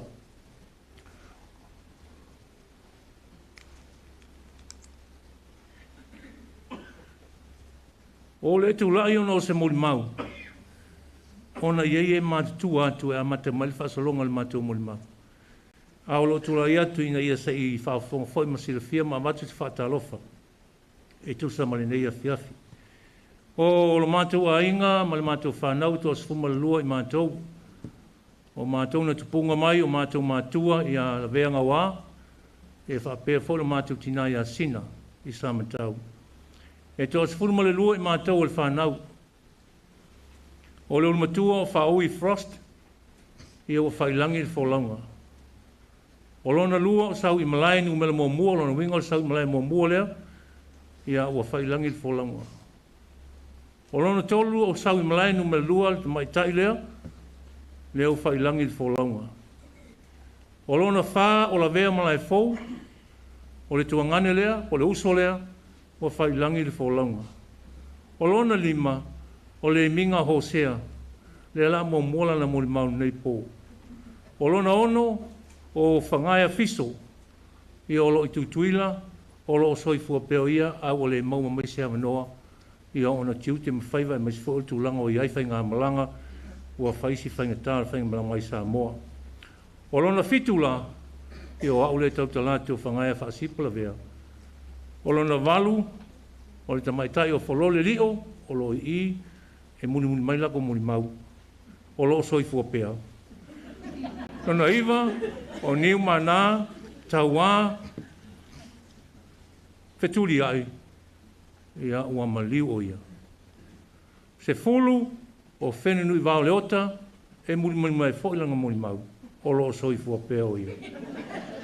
Sumatasi, la vea tālaia, o le uso, la titi lea, ua whailangi le wholanga.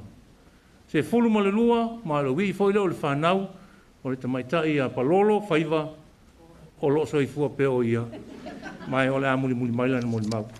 Whamanui a maila tua, i a au, o le a usau, i le longa ongo, o le lona fitu, o whaila muli mau. A whaasisi langa le mo tātou. Amen. Ia la saulu matua tua whin matua hoi fo lea, o a whai maari o le mako ainga a wā o ia lea o pito i matua i matua nei. Tai lava mone awa noa. Ia, o au. E le sa moni mau tele o ai. O au e matua. Lo wata i ta inu o le maenga lea. No o maliusi o uso. Sa umusu musu atu lon saringa. Thank you for my new title. O le ulu matua. Ia, o wa o ia lea sa matua ia matua. Ia, le lawa o lawa. O matua. Ia, e wha amaruru atu whaia. O ira ero o e lau puleanga. Li ia lawa le atua ona o le. Nei awa no tata moni mawina mo le soifua o le uso lea. Tatia mai nei. Ia, e le tele sa o mafutanga. Ina ia uso mo o tuangane. Ona e ese le meana. Ese le itu o le ainga na ola ia. E le mafuta o ma. Na ia uso ia ma. Sa o ola lava o lo mato ainga. Siri nua walunga le o le ofunti. I niwa apai. Ma si o tina. Ma si o ainga pele i fonga vai. Ia o whairangi uma si o tina sa ia. Tausia lo o nei tangata. Ai papitai lava i le nei afi. Ma maftanga ma si o uso i tono whai mai. E se le no tele o le wana ma whiangai matinga ai o le te leo le loto ma le fatu o le neitina una umi mai ma le pule le atua ia te na umi mai lon soifua ai ese le peona mon mawina o melana whana o le loto alofa ia esa o le leia a le taimina o te le ngale ata ole ma Sei mina ma whai pui pui na ma whai loa ai. Ma si o toa lua, e ngoi a lon tona o sea. Whapea mere tala lo matua. Tai au leanga te le nā tama. Whasu. Tina, e le ole au leanga, a ole loto, o te tono le loto e tā oa. Ia le la e pone, o te mana tua ia, e mana o lawa na ia sili atu ni, o te mate ai haupele e whaitan tala whapea nei, whaatunga e whapea ngainga ia rua atuama, ma reo pena.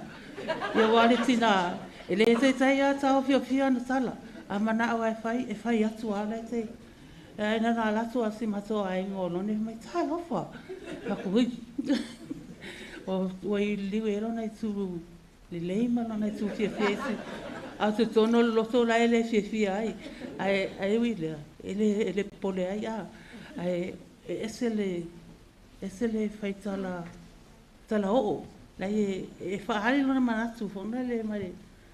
E sau sa ole me le ilo na loto. E le mea nau te fiesi e lawa i se oso lea. Ia, ma tono le whare mai. Na ma ua la welo na pomuni muli lea. Le pomuni muli lea. Ia wa mato uma e fai sifi masi ana whana au le tono whare mai. Ai a patu lo le po, ia tamoi, please don't go on my shift. Whaatari le sifi a lau whana au le koe te o mai. Ia na rulolo malanga. Ia e te iane. Ia o le tae ho. Ia o na ma ua. O le whale tuala ia Rosa. O ia Dora. Ti. Ua latu nei malama si tae au latu po le. Na latu a le o whatua le tonu whatu. Ia le whatu. Ai vai mai ro ma whatua ma kofe nei la ai. Ai vai mai ti vai fole lo matua. Ia whatu lo. Ia au toi toi lo malana mana vai na whatu hui. Sa whatali a siuti nā se e sau. O le mea lau te lo ai. O le matua a pele a lo matua. Ia lo atua, manora fatua. Ai le ngata voi lea, na o au le nei, o lo foi la, o au ai pele, o so uma mai whanau le e. Ia o kili la, ai tua tuna ma kili o te loina. O kili is the best on grandchildren. Ia le la o ma mataliero ma matua. Ia le tala pupule le mai o si matina, o le loto tele ia. E le e uma file e mua alo na soifua. E nei ai foi unga se whamsalanga tu e whai mai. E mauti no lawa. O whatasi atua ia a ole atua. Mau le fo se ti ngā mai se. Toi mau e ere fia mpese aleluia. Whatasi ai ma murianga. Ia e whatai lawa mo le awanua. Tai sunga i whawhiangainga. Ia me se futa tai.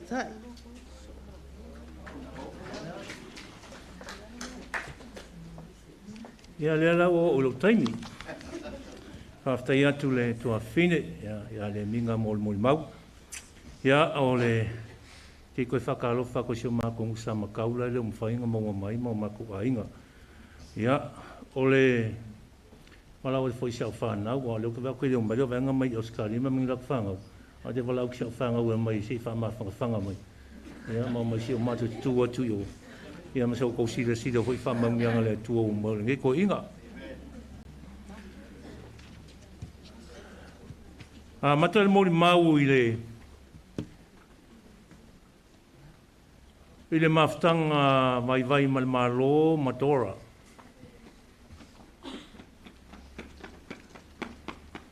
Ina o mau tala o mai ia Fred ia muri ama sau o ngai fia mafuta i Antora. Mau sau leo kalongo i sau, o le ase kala le koe inga, ma se lua kala i vai malmalo. O maa ngai kali le lomtua, ai whai u whapea. No ofisile o a whea la e whakaungu o le whamoi moi.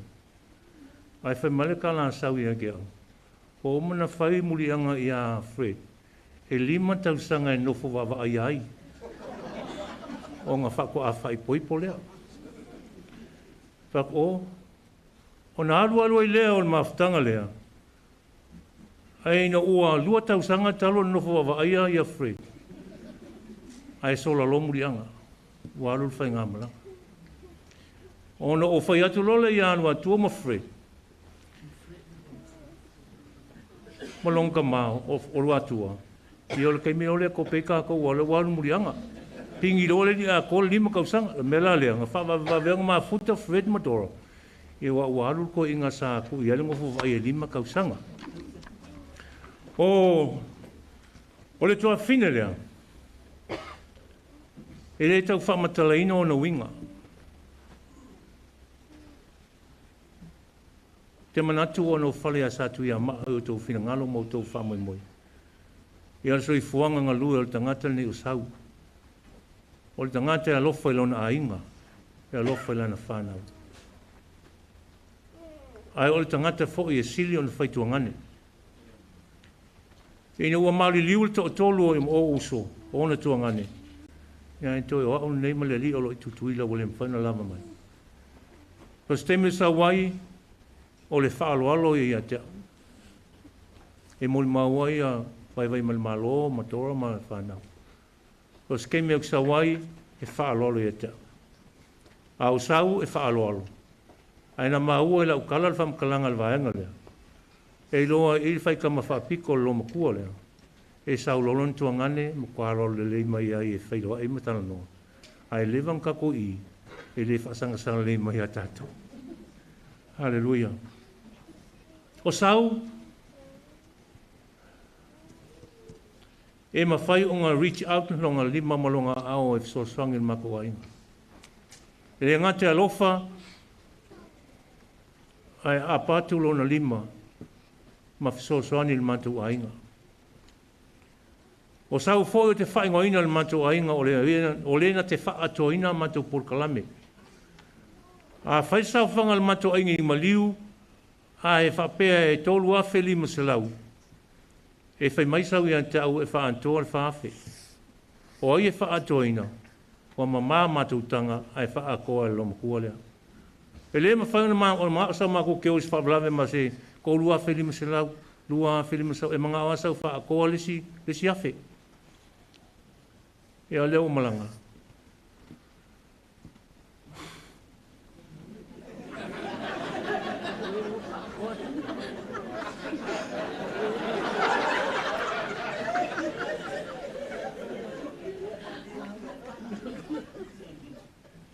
Le minga.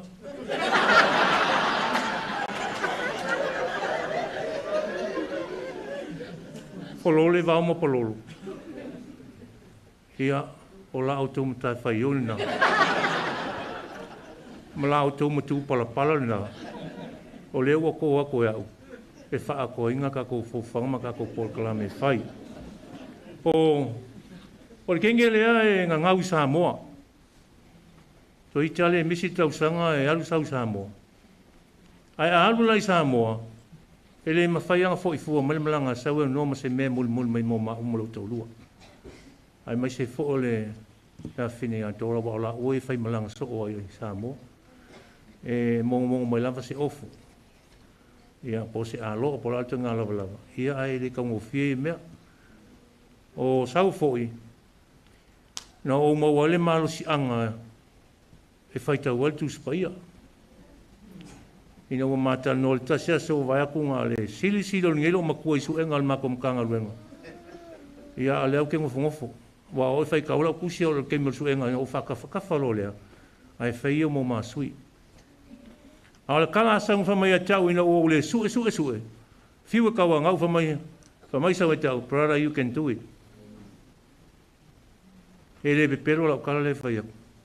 Ko a maka longo usu ma ulol matanga o fio na molsai ili la fiong pa iane atua. Ina o sta i ante i sau, whaftai wa mai le whaftai ta inga sili. O ulo ai. Le matanga o fie, le suama lie, ma le lolo. O le a fiong pa iane atua. Ina ua nau e whaitau le a fiong pa iane atua. O sau, au ke le lope wha fiong o whangalo.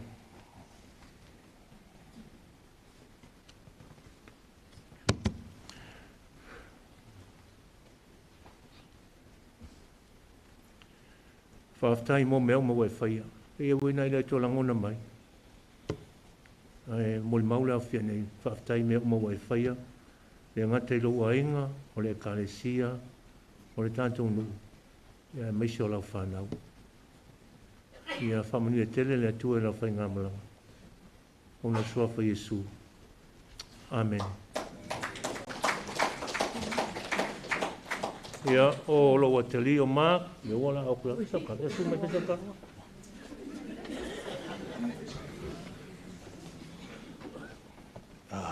Ia, patalo watu e sofa malu storima, tatu whaola. Greetings to you all. Yeah, hello, I say brother, but sister, so. But let me reintroduce myself. Wow, le pele lava lina. Esa o kele pele, ai le pele le stand out. Esa o mo falangi. E longa lua u ya fiso yo number 3 and mulianga ya familia ku mulianga. Hello story pu lava te mantua hello. Hello anti po setina pele ya. Mele pele ya u ilo anti le. Polo tina. E kolu puka lame e sau e aso ngo fua e aso parele. O ma pea de kiminga vai ei sau au. There are 3 programs that she watched. And so I have the TV from 8 o'clock in the morning till 12 o'clock. Ka los fulua wo we loa. It's time for me to find something to do in the house. I cool levangoa shokinga. Ale saule days of our lives. Umale days of our lives, so young and the restless. Umale akanga, so bold and beautiful. Yeah, koe mai TV a, wo fia moe. Ai mama fukanga le ma shokinga. Sio ati. Yo ngo makua. Po solulu uma pea fai makusonginga. Uma lole loku. E ki kiloa. Yo ati. Yo mako. I could kill my out my shout. Big Lord fuck of sanga every Wednesday night. This woman will feed me. Mango peleki keming. She my little king of the king of Alia, she over limas 4 kilo, yeah. Of a pelea on of a finger. Okay, lofa pele low ancilia. A killing winger. Her characteristic is beyond. But one thing that stands out about her, she's very loving. She would always help people. E sa ole minga, e si ke mi straight la kalamukua. Ai le kai straight mai au ngā ole pele. Ai e le alofa ia, alofa wha maungi, alo anti. Ma mea o te mawanga malo anti, ole studying the word of God. And so she always told me to test the word, even when it's preached in every sermon at church on Sunday. She would encourage me to test by studying myself, that I'm not just taking it face level or face value, but she always encouraged me to test and study the Word of God, and I thank her for that, because that's who I am today. That I love the Lord of all my heart because of her. And so, Auntie, yeah, wale sinkala pole mau pupu. Ai koe kuinga kolo sisters pele lawale. Yeah, manguelo malanga. Ona Isu, amen.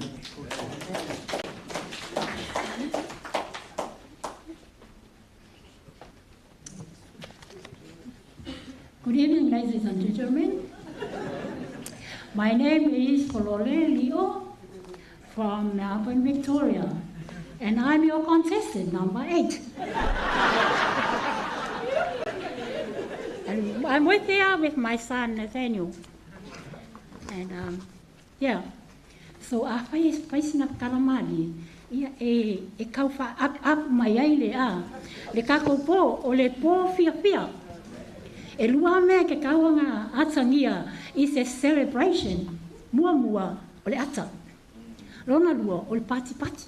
Tu fatasi o au e mai se pati. E vili ai le tua i le fiaki. O sina mo le mau, mo le uso i a SAUIMALAE TAVITA. O le ingo o le mātou uso o SAUIMALAE TAVITA. lona whaai o Tavita, a o SAUIMALAE lona swafa. O a o la papalangi, ina ua tupul mele a pasini mai po aile ingoa o lo uso. No whātu lea o SAUIMALAE. Ai whamai, what does it mean? O aule loa po le ala winga. O whātu lea, o ke le loa le lea winga. Pa e mawhainga o kango e translate in English. Mai o le ala, a whapalangi o lea, whaku, come to the field. SAUIMALAE, come to the field. O la mo maula e api api nei. O le wataea o mele tele o mato wainga mea sa lato wawai foi. Pa o mea o te fia highlightinga. O ni anga waa, po ni taleni, mani mea lofa, sa o vai o soifu ai lo uso. O le mea mua. She was a nurse. E tilo lai lo whapalangi ino lo nengoa, come to the field. She was working in this field as a nurse. E pesoso ani tangata mai. O le ngaluenga lea sa o fia manga o ia. Because I saw my sister malanga uniform back then. Fia manga o ia wera le uniform. I tried my best. Mo usue pasi, interview pasi. E sue atu malosi o lotot. Ai oki e ngani. Mako ai sue malosi o lotot e ilo ai le department e tu iei ue. So se fulu matou. Ai o te malamai, I was on a hospital bed. I was the only one that fell. Makapongia. Ai kuku umarko aiwa. Whai mai lo marika hakalenga whaia. I'm so sorry. It is suitable o le job. Mo walu mare kangi sa makaulu ka maa whaku. Le haisi isi meo ke mawhaia o le ngaru venga le roke. Mai lo ka maa ele o oe o se fōma. Haru e su e sa whaia o whaku. O ki le manga o fo e whaia o. Wala vai e whaia o ko whaawa ka ko aima.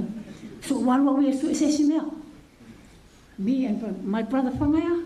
Ianga maa whainga venga e officer. A opo, she was working in a bank. O le mea nai pēlau tala, o fio tia, lau mentioning en e fiafi, o mea sa o aionga lua e lo sister, mua le nurse. Lona lua, o le si tā le ni po le si mea lofa no vai asau, o le tau sami. Yeah, o le tau sami. Mai le toa spulma lua matou, e lua tangata matou ainga, e tino ese ai. E le lapopoa, ai puputa. E ese lapopoa, ese puputa. O le lapopoa, i tua atu o puputa. E le lapopoa la, ai puputa tino lei. O filo, masau. E le ngangana pa Samoa, po le whaipeo in tala ula i Samoa. O pusa saia. Tulou. O le au kiria ia. O le loloto lantau sami. She's the best seafood lover. So se fi ingoa tau le sami. Sami Samoa, sami Tutuila, sami Australia. E le whaawai mai a tau sami e sau. O so sa watu lava fe ia oe. Fe mai whao ngā fuafuanga. Me mea lofa le tu. Fe mai e le whawhingo tainga fua e le sua sami. O mea la, na tua lea tua, mō lo tātou whangaina. Mō tātou te ola whiwhia whang. Pasu whai mai, e le whia, manga o iao e ia. Maka mai, e se i whai o whai. So o saula, o le singa whio sai, e whao ngā e ia tau mawha. O le mata tua ngane lea wama li o malaifo, sa ia whai e whai o tau si aina. E te le o na mau, manga tulo. O te ilo le mga mumatasi ale asa matau atoa. O tau, tā mu, o uwhi. E whapoloka le whainga. E le whera ana tūla whonu. E le whalo so so i aso sāna mai matou talo. E whapea lor manatu mlai fō, pe whalonga matou. Aso sāle la sau i le ni talo. O le taa mu la la mai. O te whalonga la le upule taa mu, pūlo lolo ia. O te le fia i tāmu. Na le talo o te fia e au le uwhi. O sau. E whasolo mai le matata sa mu se sa lo e ma ngai e ai la lo le fai wi uma e malo e susu e feu ai so te lo se mea e fa o ma o me sa e tau mai a ko ke fa le a nga ka kinga o le afo ta tu ngani ale tu te le fa ngai ia e fa nga u mai sa we mata o le si ta le ni sui ai no malanga me sa moa no tu ma tanga ma tu va a fe sa wa su matasi yo sau lo wa lo no fo ya sau mo lianga Wellington ai no fo lo lina no ba ai e lo e si o so ai e si fo skyline no lan sui she was a tailor ai am lai o lo so fu angale ai alo e avela o fo sui e ke alo mala peten o nga sui le sui o le sui ya e piki ai e peten sui ai o But I have no choice. I just have to wear it. Ama ke fai aku lo le nanga ya, yo lo vea lo. Apa pasi fo el pano wasau. E pasi aku yang ha. Fa aku lo muli ama. Asia me pasi fo ke ngena wasau kamolo so me ku ai pepia. O ia ma sawe bai kameki. Ala la bai misa kameki ala maka ya. Ia lo sa joro frani fo nesa. I've tested her backhand, forehand, fist, everything. I tell you, there's a lot that I learned from her. Let's see field or kuka. Ele kuka lo uso. E no lang me samoa, people amaya lang kalingi. Wangale mofua, ai fasimo. O ingo wa inga mai le fainga le keke sainga. E ke foi le milo e le ke pua ke saino le fa man ki pikipi on kafa ke mi ko wale i mo fai la boyfriend le la wasa si o boyfriend ka fa o le no fo mai fa pia ai mo wale mix le fa o makai fa ke saino o kali lo por me ka fa manga ia la ka boyfriend le kai I didn't do it properly e pa wakula waka paku le suka le mix o le vola pina le ngalolai she hit me head in front of my boyfriend. Wo kangi la el mo mela wo kangi o kinalo, ko kangi lo ma. Ai o lo sitai. Ke mama o lo a. Ai ke lo ma lo ka lo fa ko fa lo ko. Lo wo kuia lo ko lo ngalo fa ya. Mo ke o fo lo sista. Leo ke mo fo wa ai ka lo. La ko mo sai. E se kai mina mana le winga sa o ke ngene e lo kwalofa o le si fior o le lo twalofa le ko sa fa lo to ainga fa yo tala no atu lo to ainga wa fia ina matua uso tuangane ainga ko tsukotu pe on ta o faya mai lo lai tisi o mea o mai to mo mato fale e ta o ya le mo sa o me ya na mai sa ki disi masi lo ka mai ki Mother say, Father say, ele misi. Olo no loto a ingalia. Ole isi am taleni. I nearly finished. Ole isi am taleni. She's a really competitive player. Elo omar mato a inga. Ona talo ngai e fia yai. Ole Domino's. Marerami. Ele mo e sau pe ka pula o maka ele mo e se longa mo so malo. Ki nga fa ko ngai ka ko malo lo mai le ai ko mi le ma. Se longa mo so malo. She's very competitive. E a malana taleni muli la te fia mul mawai. This is the best of all. She is a Bible reader lover. She loves to read the Word of God. It inspired me. Molo so silafia, Mateo masau tau sangong mantawanga lea. O ke su e mai Wellington po le ao sili mai Wellington region, ai ao mai nei ku fakasi e sili asa. Saya tau sangana matongo mai e watu fatasi po langa tu, na tai CAL lau. Lau wa matuetu ali matangata, mai le lima tau sili. Fa pelo tau la alfefe aulia. A faina e su e ngai le ta wolo wingoa pele. Susu mai no le stage. Yo tu o so gali mo loa ele la wole ngo sau. O ke halu mo fa pe ai fo I was silly sau. O ke laku, sa valia e whaui le situ. Sa valia e sile le tu o lua malai fau le situ. Anga e atu tai ina, o tau si o whanai le situ. O ko lima muli lea. Mako olo, mako kuku o mai lunga le stage. E ko whao ki langi, mane Wellington e ko as. 4 blues and 1 hurricane.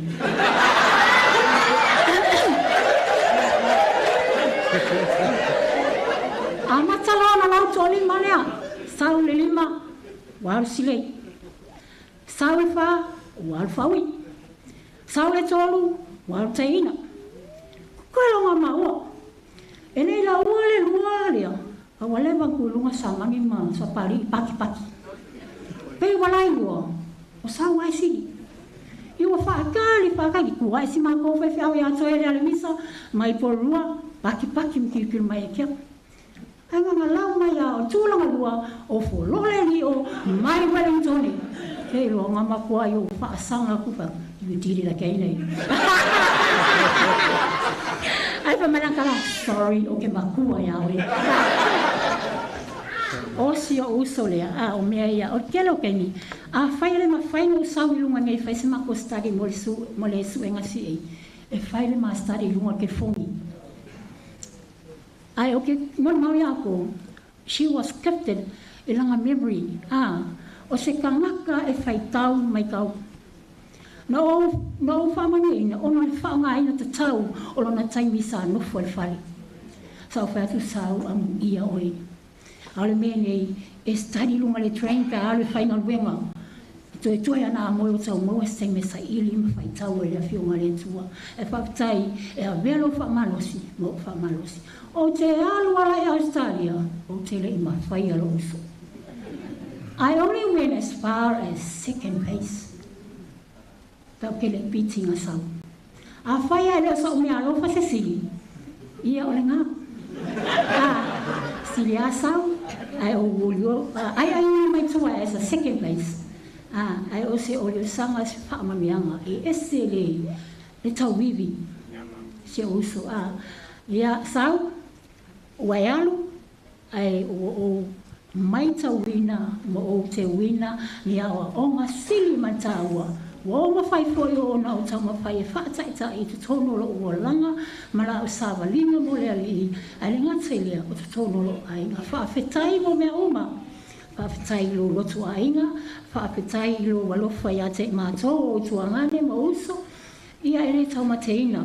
E le taumateina le mea o waiai o ia. Whaafetai le atua mo ia. Whaafetai foi le whanau a si o uso ma lo tausi. Le wai o lau tau tausi ia o whaamanu ianga nana ia si o tau tina ia te o tau ma o tau whanau. Whaaptai o le sungai whaafea ngai ngā wan whaira wai mai le nei po. E mai se o le sungai taitai wa lewa tau tau wawai atu le sungai a mua mai whaamalo saifua. Whaaptai fo le no whaafea ngai ngā o te iloa ma o tau ma o tau whaletua. E le ngata i lea o le ai fo i tau ne ngā o whaia onga. O le awhionga pa ia le tua mo o whai tua fō mahi. Ia ma le mamalua sa mo potu o mawhai o tātou o mafuta. Ia o le moli mau le nei awhi sāne whai sautala. No, I just came to say to wrap it up. Wait, it's my turn, so I'm sorry, I had to finish it off. Ia o le moli mau le nei awhi whamanu ia me le tua mo i tātou o nesu. Amen.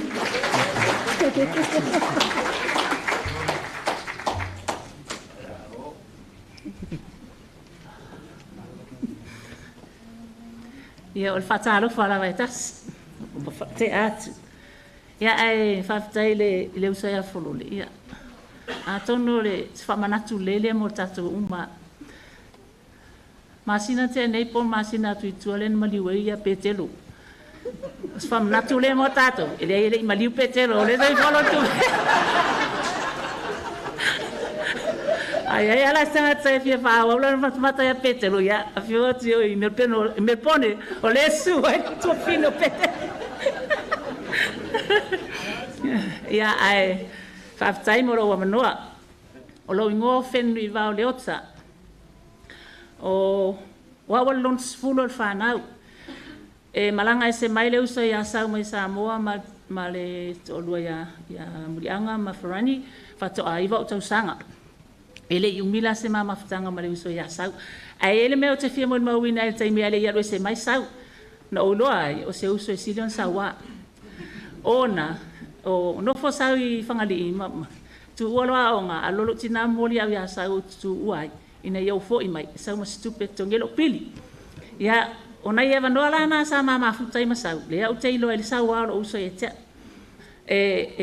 Sa matawhewheo ai a matua whawhenu Murianga o kaila ma vaiola. Tasi wala au, lua wala au, tolu wala au te le sau lava. Ia whapero sau. Wala au mai taile sau ta ele, tu lo wale fiafi. O malo se vai ngana sau vai lo unu. Ia, ta amata atu vai ngā uru o tene la umi o tingi lima wasa fōmai. Ia, tasi alvalusi. Ia, salu atu mo whanua. Ia, o maosia o matua ta vai, batu. Watu ia no fa malo duma ia fasilo ma la merina vala unta la merina unta o fa no ta te e so pili te mo ia ai o ai no wan o te alu malo pili e tongi ia sa o sa wala na o te fia e manatua pe le anga o sa wa no sa wa le lo fa ia ta o le mema mana ia o te fia mo di mauai o no o te fia me umi lua me ia o me mo na lo lua o le taimina foi na whaielo ainga. La feiva se lau iwa sumariono. Ia, to ia awa au le uso o mātou e le whaia se ainga. Wa whai ainga o mauso mātua. Mai se o alo uso la ititile para lo mo whailo na ainga ia tia.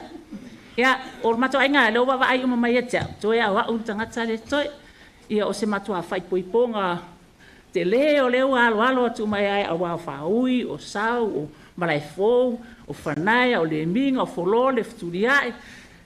Ko fia tangata e wainei, o tā pena o mātu e whaise whai poiponga.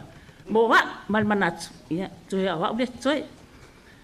Whailo mātu tanoanga to atori mātu i samana, o tina ma le stasio toanga ne ia filo.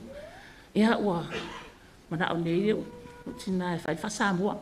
Au whai atu, i le ai, o te le mana o e whaise whasamua. Ia wa mawhaine, ia wai ufo le wanu matou ta upu.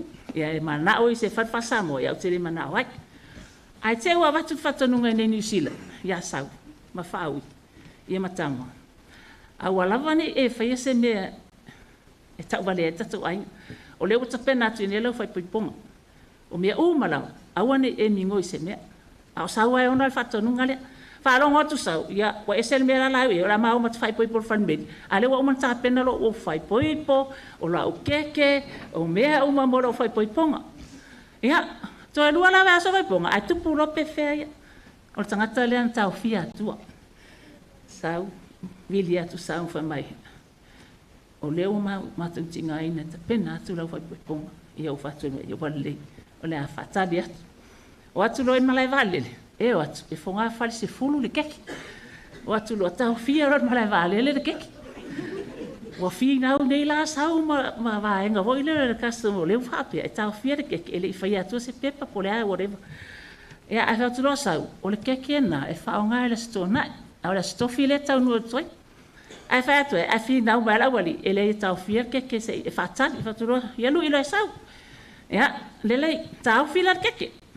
Ai ale angar ke na al fai poiponga los to wa ai la umbe fai auto ia ona itama ne wa tumti ia ele ai ola fa sa waita sa wono ne maul me va toir ke ia ale fa ale to no mai la to le me la fa la utala ele to ta fir ke ka te ia fa me la vanga e ave lo ke ona ol fefe ele le lu ia te ne len vai ai se me fa le to no ke ia to wa ai el me fa ia te to le ala na te mita ia se us e sa wa ia ele i masfefe ele ke ses elu tangata wai la tai ele pe fori mas tangata salve mai ia ai vele o te fatai ele tua lana ta penanga mo uso mo tuanga ne ai o ia masi o uso ia faui ia na watu mo ia le fa mo ia ma wa ia tu mena o te fia mo ma vise uso fatai tele uso ele ma faina ngalo lo warofa e ui ele telen time tama futai ona wa e mave andu ese mai tamboa ia ai ole loto sila fia le tua ia Moli atai la whaatai o le tantonu lava ua e awai atu ma tatou. Sa ma langi. Fa manuia te lele to e lau malanga, manuia le au fia sunga i whawhiangainga ma le au fia o potopoto mai o no Yesu. Amen.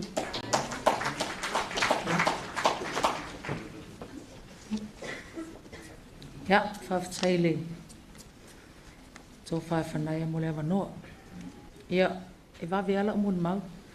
No leo wawa i atu ua. O whai sol tūla whono la waianga i atu sai whamata i ala na au mai e whai tato mon mau. O au o palolo whaiva, ia o le usola i titi o sau. Ia o au masi o tō lua mal mawhanau o lo matu tapua i mai. Iso matu ainga i samatau. Ia na mamalanga mai masi o watali i matua lea, whanai a junior. Ia whaatasi masi o tō lua ua tuai mai masalo e tau nu mai nā nei. Ia. O leo tau whaafonga i mo le mau auso. Wa me te whaafitai e o tele i la vea tau mtau sau. Nau leo vai ngai o folole ma vau. E malanga mai sau mai sa moa ua whatoa whao tau sanga. Ia ona wola ela i e tono se matu ainga. O se ainga mativa. O se ainga tau atiae. Sa matu wola e se whale oi. Tau wha o fiofi. Tau wha soa soa fo ini mea ai. Le maua te fo ini tupe mani me whapena. Ai le malanga mai e sau. Na au mai e o matu e. Pe al mea le taimi nei e so soani atu i sa moa e tia e ainga. O na tau nu mai lan malanga sau. Na tia e lo na ainga la i titi. O ia mision tō lua malan whanau. Ele ingata i nā le whaasoa sau. Nā tia e atu malmatu ainga i sa moa. Na ova ai e o mata i ei. Se uso. E moni wha maoni ia. Moni mau au so matua matua ngani.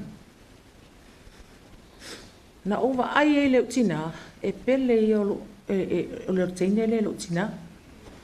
Na ova ai fo i ei. O le lima fo i lea tau matau o leo tina. Teine leo. Na ova ai i me maka leo tina i ana whala.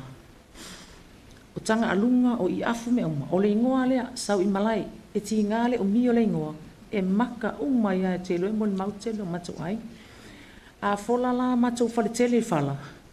SAUIMALAE a toa whala papala e ma whala li. O le ingoa le no ai ai. O nau te iloa. E ele mafua anga na leina maka whapea lo tina le ingoa lea. Ia ona o... O lai le mo wawa ai ai le teine le mo na winga. E ia ingoa sa wha ingoa e tangata matu ainga.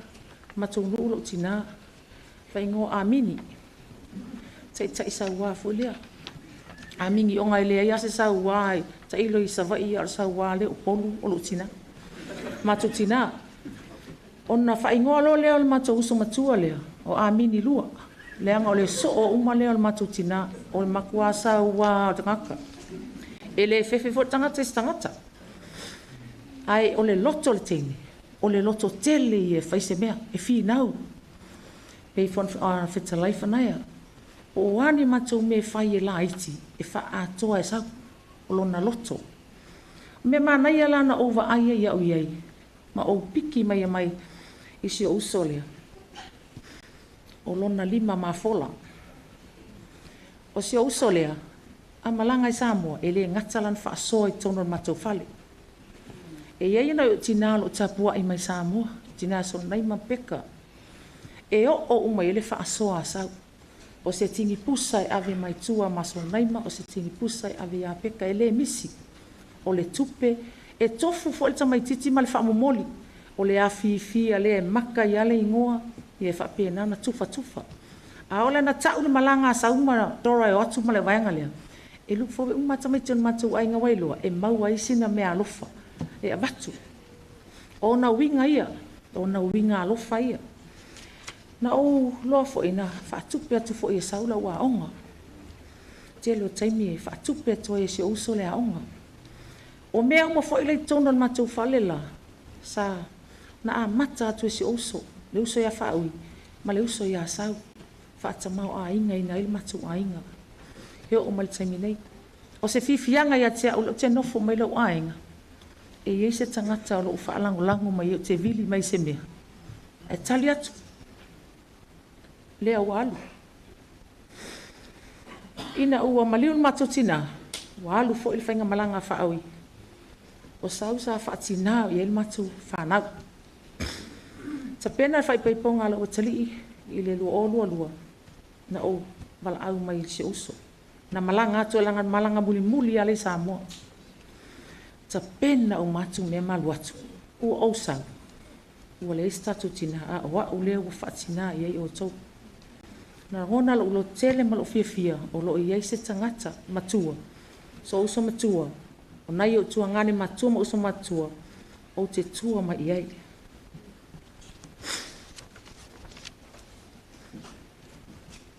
Sa ia ati a el matu ainga. Malona loto alofa. Sa ia ati a el matu ainga. Malona loto tele. Ale mea pito sili na o fia. Na o ia na taita ia al whaotanga. Tonon matu ainga. Lea na ngā solo mai ne usom tuangane. Ia mwhaapire nā ia umai lava teminei. O moli mau e fo e se tina tatalo. O se tina fo e whai tautu spaia. Whai le mā moli mau e se o tuangane wale o mai. Nai o mātou tina e Samoa. Ia mana i o mātou uso a mesi o se o whānau. Sau e wha leo le mātou moli mau lea sau whaafitai tele mo me oma. Nā malanga atu se uso whaui le. Malanga muli whaui. Na ia au mai leo mama le lo lima. Tu ulunga le mama lo whaipong mai. Ta wha mau lea. Sau whaui alu. Malanga atu se uso le mena luatu ai. Ta tala mai lana mama. Lolo ta wha mau lea. Ile ngalo le alofa. Na mātou malanga mai le. Tau sanga te atu nei ile a November. Tau se mas taimi. Mo se ava noa pisi o ngā ruenga maonga.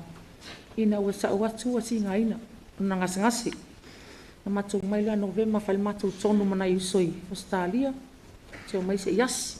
Mā nai al taimi al mātou malanga mai. Mawalona mālosi whane whaasoa mai. O se fia ngasili nai ai mātou. Mātou mai mātou wheloai. Ma whai le whaafetai le uso. E tusa ma le au unanga sa whai atu mātou ainga i Samoa. Mātou whaafetai fo i mo lanta talo. O lanta talo. O manuia i mātou ainga. Manuia i mātou whanau. Whanau sau. Ia leo walu sau. Talo. Ia tau soli muri vai. Inga luenga. Ma mea sa whai le tau tina. Ia whaasili le alofa. Upo tusi, o te vivi atu i ate oi. O ana e whaia. E alai ona matautia maofo tele ai. O mea na e whaia o mea mamana ia. U au matua i loa ai. Vivi i le atua. Ona o sau le tangata na whaia le atua. Na whaalia e lona matautia ma lona sili esi. Hei ati na e ai ma whai ma mea alofa tangata i tono matu ai. Na ia whaia ni whaataita inga. Ua whai o ia ma whaamanianga ia te i mātou. E fo i ai le vi inga i le atua. Whaamanuia mai le atua le nei a fiafi. E au auna e mai se fo fuanga toi. Ona Yesu. Amen.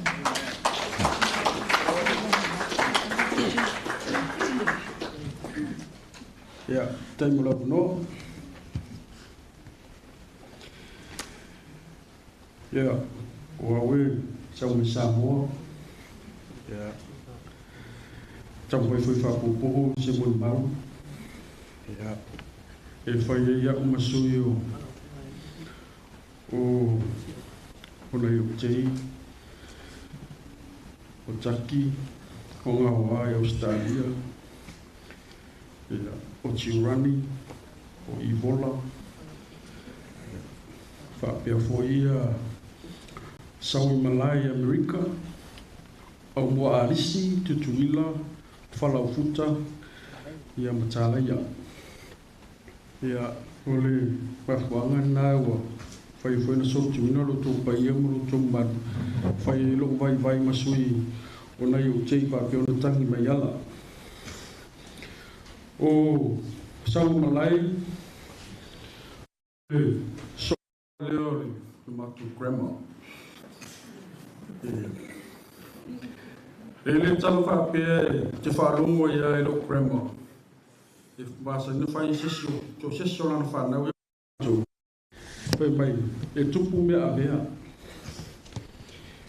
mai lo lai titio te le mala me wingo le tala ai no o vai no matu ainga o sauna tamawa ainga i tono lo matu fali e le upu he mai e leo le fali a le ano fali o tono lo matu fali ngau i asoia ai o sau ia na watua ia siponi o iputi o tanga lunga ia o iafu o falasaina o le mele no utatonu e talaro prema te le fai e tupu a me avea ai whaftai ele loto ile atua o tele i mori mau le maliwa se o kremba tele i mori mau le maliwa anko niu mana niu tele i mori mau foi le maliwa whanaya tā laia pa pe foi anti whaui ai whaftai e loa maua lama no te mori mau wei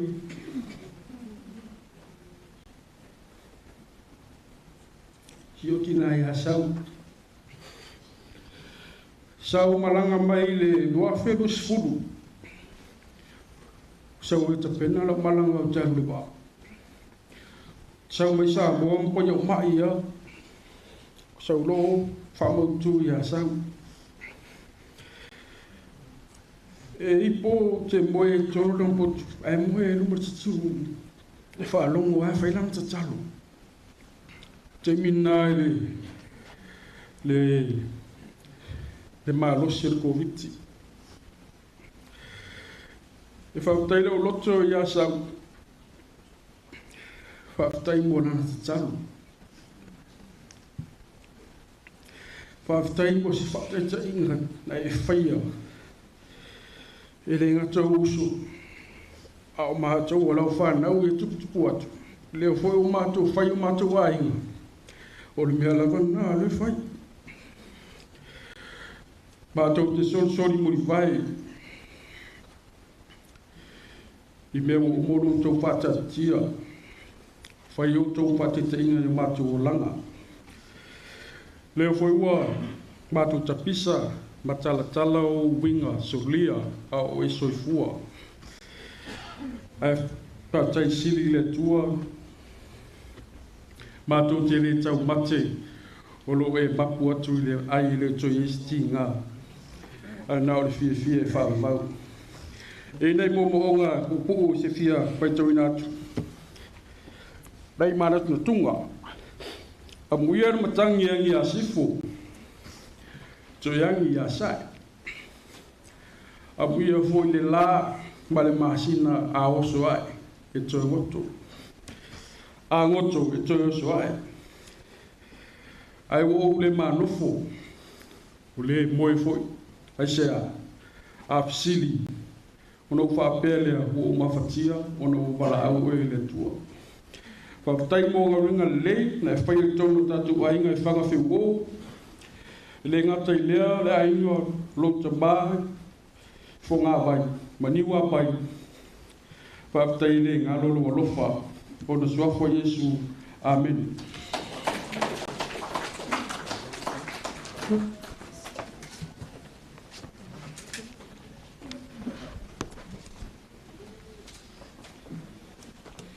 Ia mole atu le whawhtai tele I whitalainga ia whanaia ma uso ma tuangane o le tina ia sau mō mōri mau I lona soifua. Ia o te manatu o vela le whala. Ai o le a wawai foi o tātou mawhtanga nea fiafi. I se pespesenga le special kwaia lea wa masaunia. Ia o na toe wha solo e leo tātou mawhtanga se I o lona si ui. A ma vai la le pese, wha mole mole se sui lava. tō tasi mai le ainga o lo mātou tama ia mulianga tavita le ia lala mai le tina matua ia lili ia po o le anko fo ia ke sala ia po le fitalainga ia fasia ia e fai ma se sui o tātou ainga ia na solo le ma muli maua ale afionga di sao ia funti ainga ni wa pai ia ona tawalunga lo le ile le ava noa mo le afionga ile sao le maupur tu ia ana mai lo mātou ainga i whanga whewō ia ona fa solo ai le ili si uile tātou por kalame ai fa mole le special choir ia sina pese lava le nai vasa ia le tātou por kalame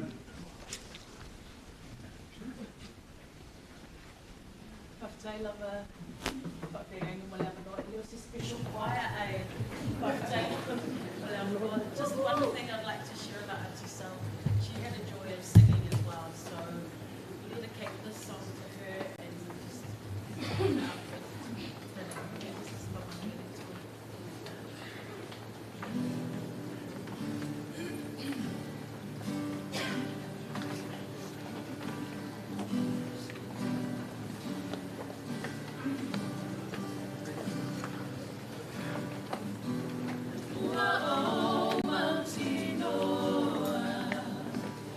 What if I die?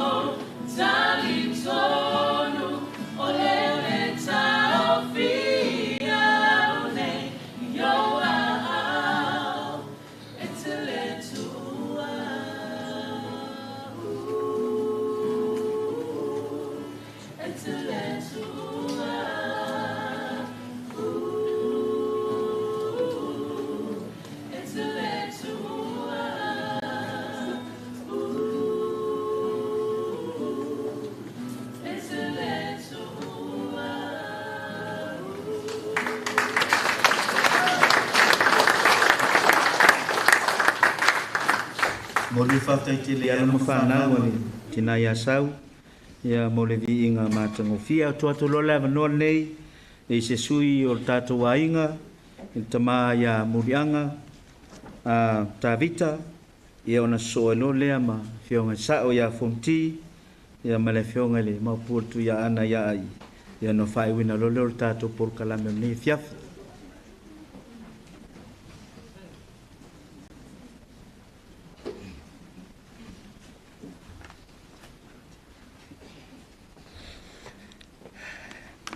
For God so loved the world that he gave his only forgotten Son, that whosoever believes in him should not perish but have everlasting life.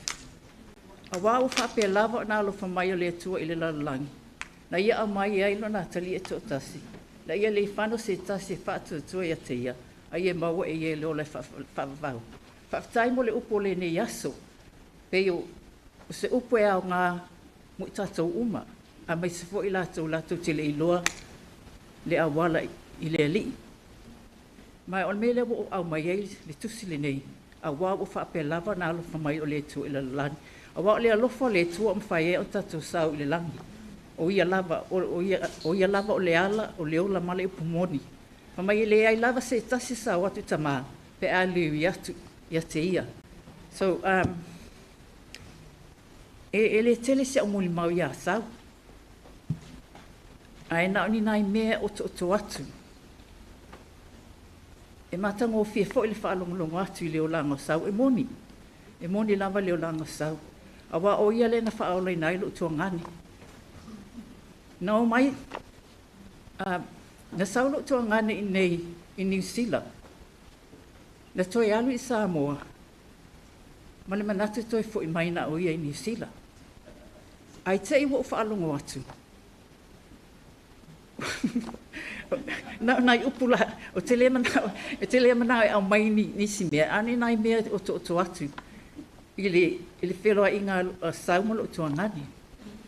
Te ilo le ua, wo whaalongo ua, nofo saumalo tua ngani. Whai mai le lo ua, o whaatulo la i lo tua ngani. Ia ele toi a ngana i toi sau. A wai whai ngata ua, wena nofo. A wa whai fwoi tamaiti. Ai whai mai lo tua ngani a te au. O te pule lo wola pe au le sau i New Zealand. Ia o le awala la lea wa whai ngatai. A wa o lea wa whai le to'olua, whai tamaiti. Ia, no walua lea tau sa iri le whale. A wafo i leo mai na, e le mawhai ana o mai, lo tua ngane masau. Pe a lea isa whale o mai e la tau ma tamaiti. Na o walu le sa iri le whale, mau le whale. O au lama le sio uso, sa whaso a latu fo i New Zealand. Sa nofa ia te au. E mate o lama sio uso. E te tongi le whale, ma whaatari tali ai pepa e o mai ei leo le au vaenga nei o mulianga mo lona to luang tamaiti. A wa tolu tau sanga o whalani. A fowe lai titi pepe. A o masanga lea, na whana nau i New Zealand. Ia ma lai titi la. Ia o whainga tālawa i nā aso. Ia na sua leo le whale e o mai eilo tua ngane mono masau mata maiti. Sa maua le whale, sa tongi le lua se lau tā lai vai a SAUIMALAE. E whata le pasi o pepa e o mai e New Zealand. Na o mono ana pasi pepa. Tu e whafo ilo le whale. Ia ai o mai eiloa ia. Ia mulianga masau mata maiti. Na o mai le mātou no nofo. Mātou no nofo lo lai e sua le whale. O iai. O iai mata maiti. Ia e sau lo mfolole. Ia e tele le tālai whai atu. Ia ai pēna nai mea o to atu ia o to atu. Le itu la. E whatatau si uso le neo sau ai moni. E ese le alofa le neiti la. E se fo i mai mātango while nau i le li i malo na whaola tanga.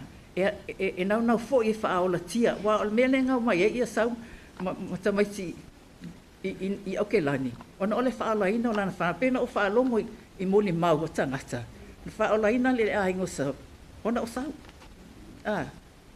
Ia whaola ina fo ilo utua ngani. Ona o sau. O le li i ai le atua.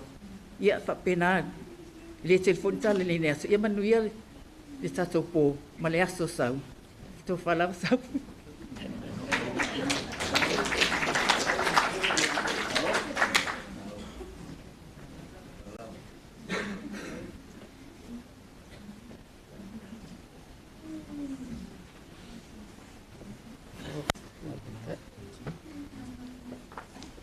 El lele tua. Taimi uma. God is good. All the time. E whale masangi mako ki ako koe whakasaan mea. Le ai māngai. Siara. Ole. Wa mai onga pata oto mai sunga le tai tai le e 2 minute taimi o le o te mafau fau tu la fono al palmene o Samoa e o wala taimi fai mai le fonga fetalai alala ila lo sui le o moro taimi le ala tam fai ia fa pu al me ngatai o le pa ia fala sina o tala lei to sunga fa ngal pa ia le tua le o mai onga taili tūranga whanga, ma papau whanua pa i ori. Unei a fiafi, Samoa, ia leo mona. Whetalai ia whanaia. Manatu lai e re toi a sārea vāenga. Ka tō aunga e tasi pa i ori atua, le siusunga o whawhanga inga. Paingo fiel tato a fiafi. Olo ingoa o whamanu whono ti. Ia, o leua. Pinangalon matu ainga ni wapai e faia e sio tangata whatau waa masui o matu ainga ni wapai sa matau e faisina tala mo sio matu tua fine ia po sio matu tina matua ia sau au le faia la tala wha ni wapai tauan a matalai titi ala talai tua e tau waai a tangata no ia sau se taimi au tau mapau pau early 1970. O au, o lo tamao o tu lasi fono ti samatau, o lo tina o tu si folau la fino se yuri marie, o matou alaia, matou te le feola i samatau la aigo so tama, matou te feola matou marie la aigo so tina pe ana masane e so i fuakai rua aigo takat. O le ngā tala, matou tuponen matou ainga marie, o te mai tauina na au o matua mna o tua whawhine, tua whal matou whai, tua lima. E i tine au le lei e tō rua, i te tono o matou whale, matou te nofa, tasen matou whale Samoa, o resi tine, e maua runga, e umi, o resi tine, e puta lai titi, ia e la.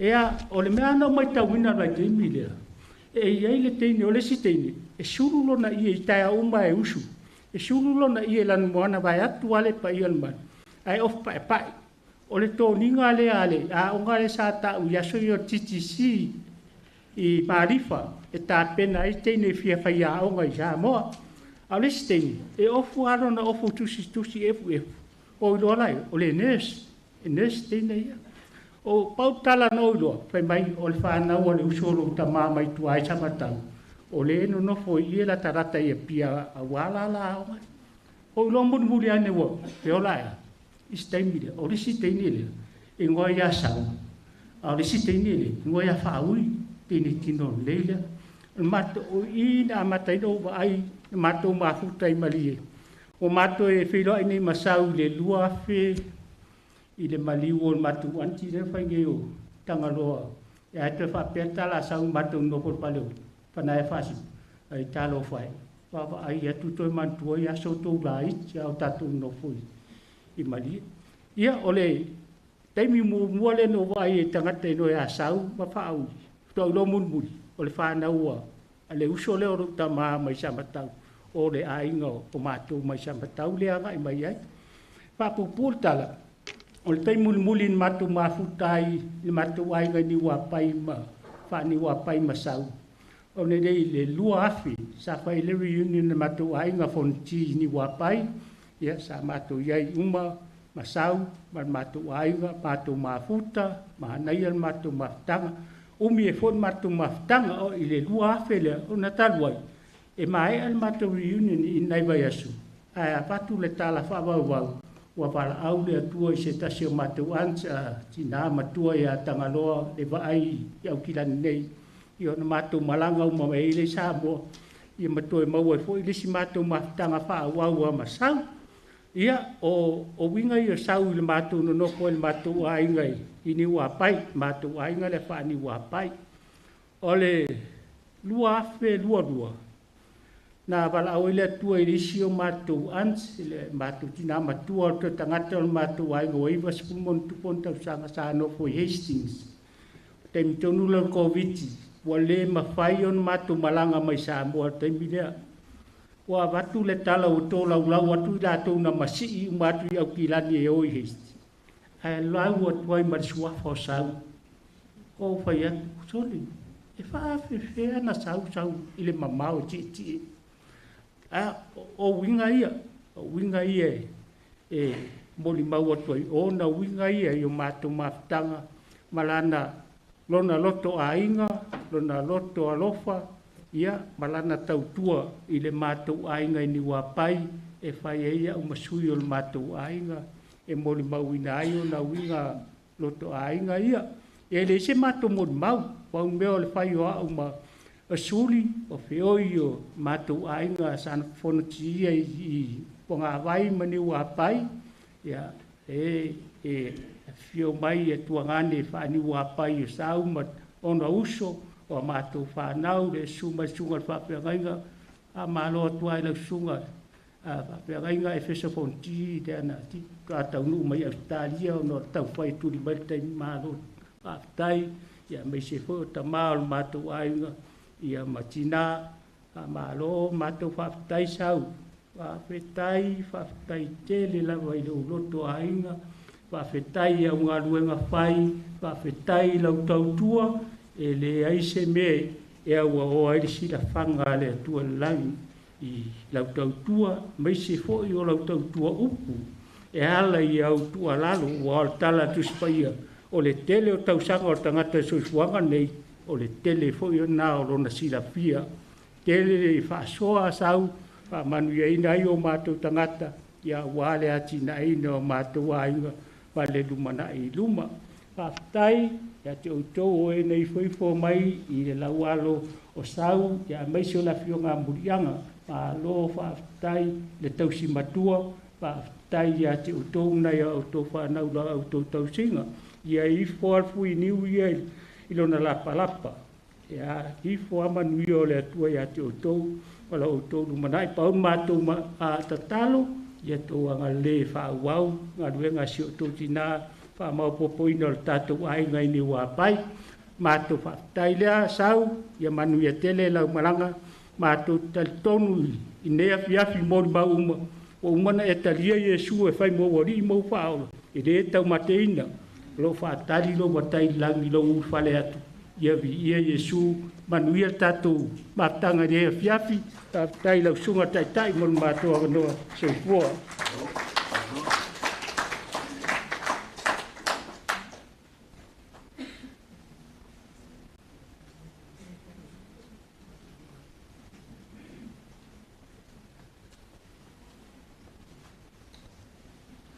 E so se whainga mea Samoa. E ia alona taualunga. Ale taualunga ina e se alo se tamali, o se alo se whawhiangainga. Ai le i whaia sautala, o te whaamalulu atu. E le o au o se atali o se whaiwhi au. E le o au foi o se atali, o le sa o le mātou ainga. A o au o le o sui tūlanga, ia i le mātou ainga i whanga whio. Ua inu malier whareselau, ai tofu malemo le tangaloa opo. Amu ia lea au auna, ua wala aulo na matai, a o loo whape nao na whai. Ua maalo i ofe, e peo na whetalai ei se tasi o toto, sa ma whai ngā, o le whata whao le tupua marelao ai. Manat foi, e le toi o iei sa u whamtalanga. A o le a papa a veloa, le a wanoa o tu ina mai. Le iai se vai panoa o soifua, o sau, E le i o iai mo ri mau o le nei fiafi. Ua kawa uma le to o lea malanga mai me pone.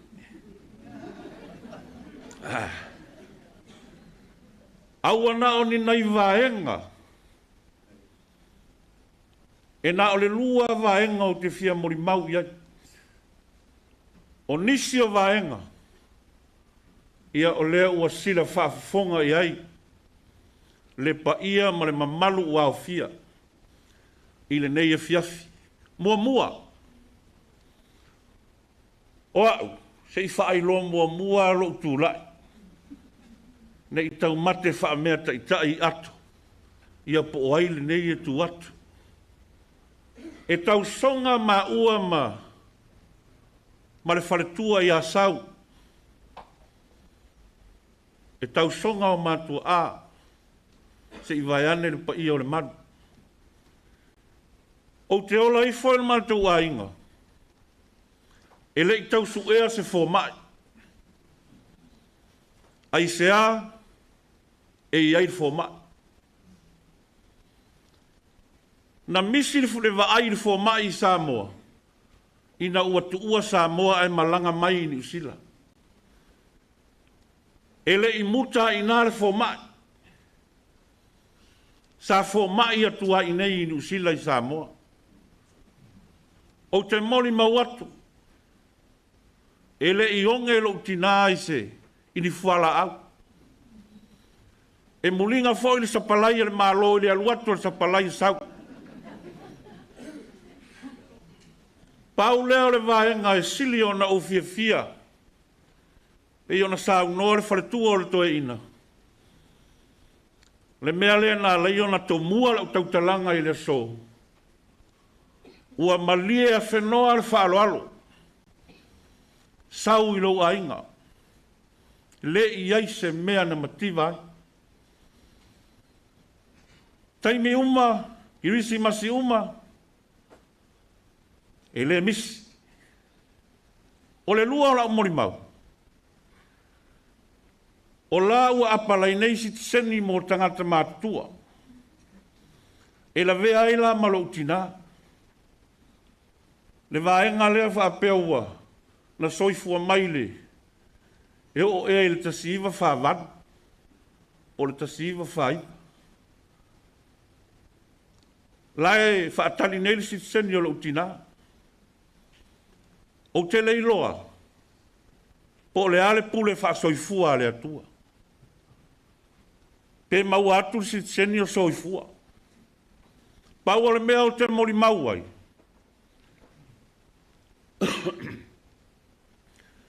Na sori e le utina ele o Aotearoa. Ona o le lo matua lea. Po le ala le fina ngalo le atua. A ole me sili whaftai. Ua o lo utina i ni sila. Ona o sau. Pau ai o nai vaenga o te fia mori mau ia. Aotearoa. Leanga ua alofa atua vela le fala. Alu foi le aso fa au ngase pa i o le whaingaru. Manuia lau malanga sau. Ia, lo whangia ele atua e tāwhi mala e lau whaingamana. O se, whaasilsilanga le whaia malau fia tele. I le suafa o Yesu. Amen.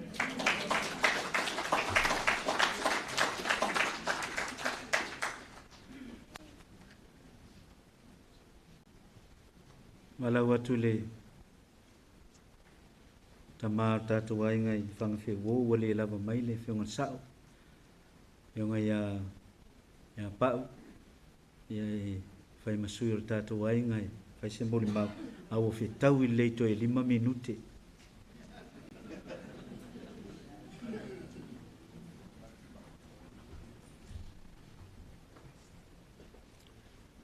Whai mai ia le saunanga al Presidente o Amerika, Abraham Lincoln.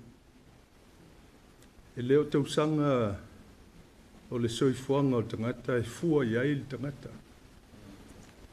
A o lona soifuanga i tutono o nā tausanga.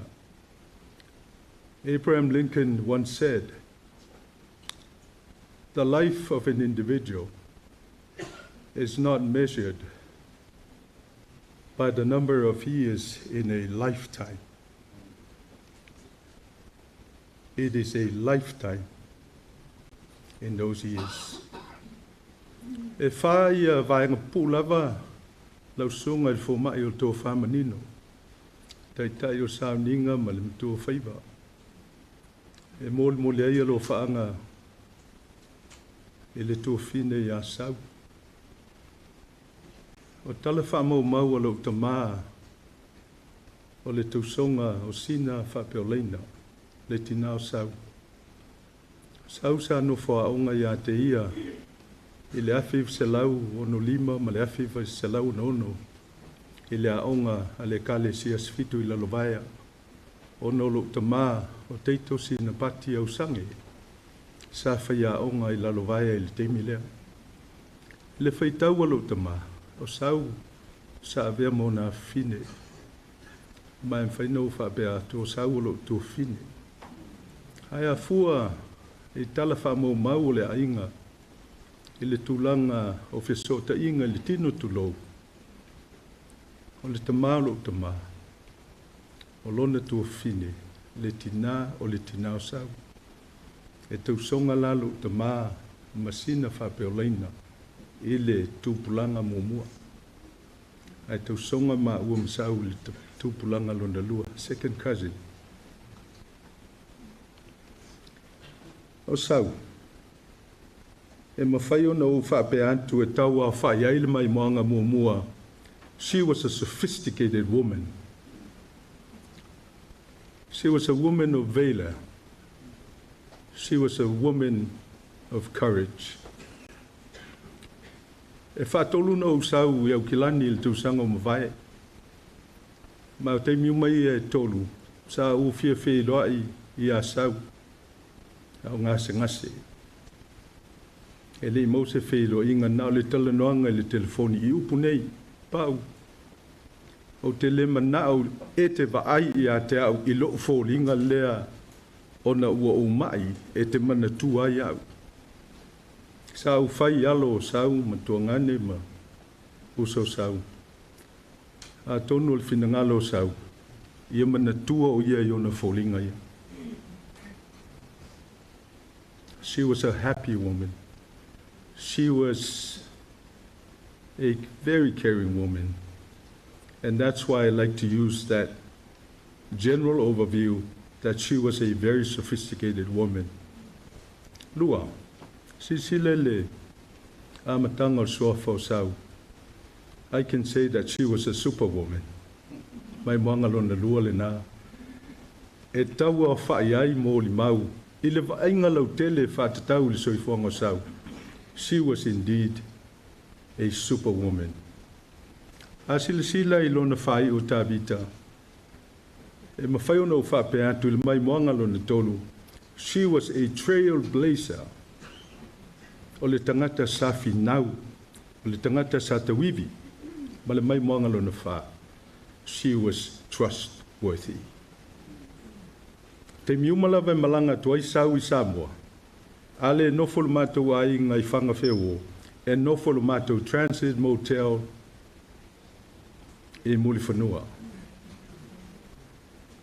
Na mawai leo la wanoa e whasoa ai masau i tala o ngafa o le nei ainga. And I am forever thankful for that commitment. E nofo i le transit motel. A whaila e tau a whai vaenga umai e pei ona whasoa. Tau a whai i sa fia finga muli muli e fia moli moli il tua fine po le tausonga i upu nei. Sauia oe le tua fine SAUIMALAE TAVITA i na e alu. Ai mātou wha muli ma tapu ai atu. Se i wha maupopo mātou langona ua salalau ma masofa. Ona o le mautusia o le mawhitanga, ona o le tia alofa.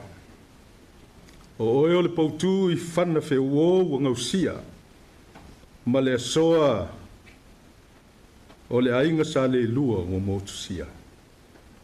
Ma potuia ia ao alofa o le tapau le langi. E whaatali ai lo pale o le ola o lo taui. Ta alofa ua ngoto le tapuitea sa tautai ai lo tātou sa. Ina ua wala au lo matai mai lunga.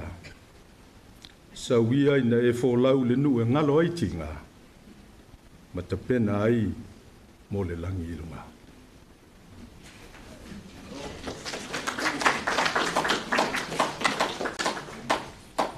Whaftai tele mo Morimau, tā ua, ia maleao ngā fo i lo tō soifua ma lo tātou wola. Ia ua soifua au auna, soifua o foina o le tina ia sau i le ngata i le ainga. Ia e whapena fo i le kalesia. Ia e tuatu lewa none whitalenga ia whanaya mo nisi o fuafuang. Ai le i whamaya ina le tātou whamui moi.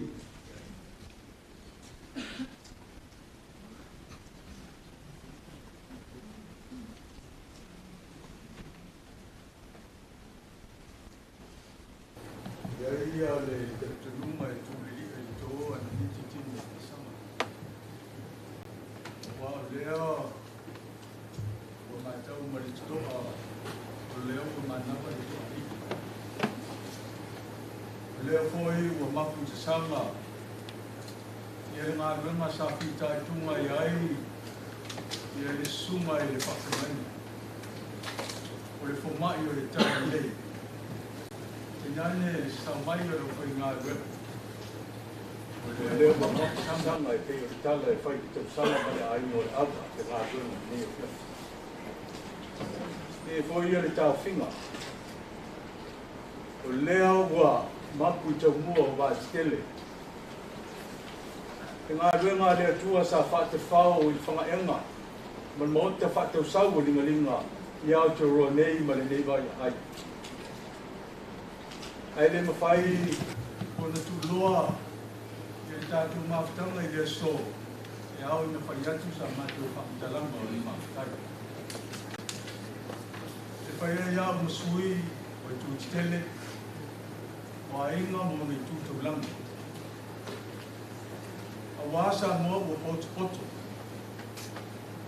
Whaia rama lea ia ingo māwainga. Whaia ia ingo sā tuala. E polo pui pui e whikalenga i whare tolu ane fua man lau aingo i fua. A whaia fo e hāwha fio i whare fio li i kōra tunga pua. Kola pui pui le whonga. Ia pui mangawha le whoa ma le tuana whoa. Ma upu le malaya le lipa. Au tū whoi le so i whangaenga le nei ma le mota whatu sa. Lū sa lewa. Aia tala e whai ni wapai e te lea nei upu e le lipa. I le whio e whāwhao li mo la tū so li. Ia mea man ngawha ma le sao whainga ia le umuenga le unofa tua ina. Pa ia ia sa mo o poto poto i eso. Pa ia o lea o manu te wee o tini tau wau. O pa ia o lea o tulumba mo moe whatasi e pe o le tala e whai a sua. Ma le whai tasi o rona inga tātita. A ma manu fu. O lea o mea whatufala e pe o le tala e whai le la o le whati. Tulou. Tulou.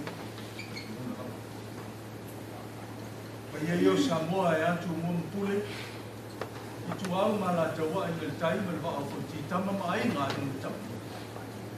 E ale ta pua i ngā i le tu sasai i a sua ma le vai whanua o mai tu langi tu au ma la taua sa ole ma le launium sa e lua. Mai ane le fio la au nā mutasi ta pua i ngā i tu toa o le mute.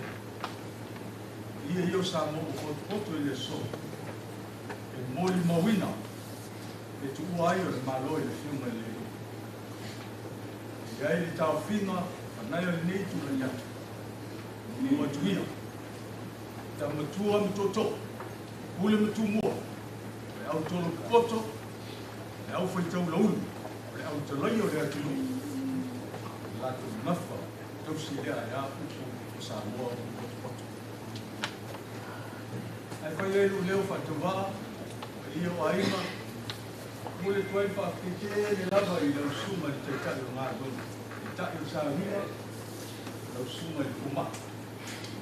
mai i tanga leila suma repena pe foi le suma foi fel ya do atua sa for ina lu fa ba a lu fa no tele yeso le moni mai fa mau ni man tu le fia fine le man le ngal mali toa le ya sa mo to taimi ai fuli tua i mo sa le tunu le nei fa sa mo a ti tanga te ba e elia o tō whoe lau whoe lo i o tō tua sa miu se ngiri i whoe le wāloa e le bititaka o tō matu lea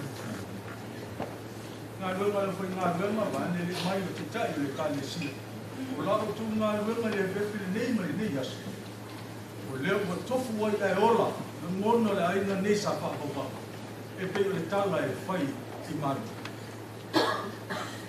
le ami ai tua i o le malo e le fionga le lua na whatitu wai e a ngango pa i o ainga i o nei tūtitele mai tūtau rapi mātu mano lo i le so i le tūwha le ngango na lau wha tūtele whaatai le mātu titalo le maua pēra o tūtou whafo le foro ai anu whiwhina le ukuma te aua le atua ai ale ki mai tūwha i atu iso mana te whaatau tupu mo te mali o le tunu. Moa tō whawha e rangi, whawha tele le awhio mai, e tara mai o au. Pai o polu tō whio le tunu, tūro ti, tūro tō mo tūla malai. Tō sile tō tō pe solo fue o penga la unga sa. Ai a, tau tuai no ainga, no mai kare sia. Ai se sili le tua, ma rona fina ngāus.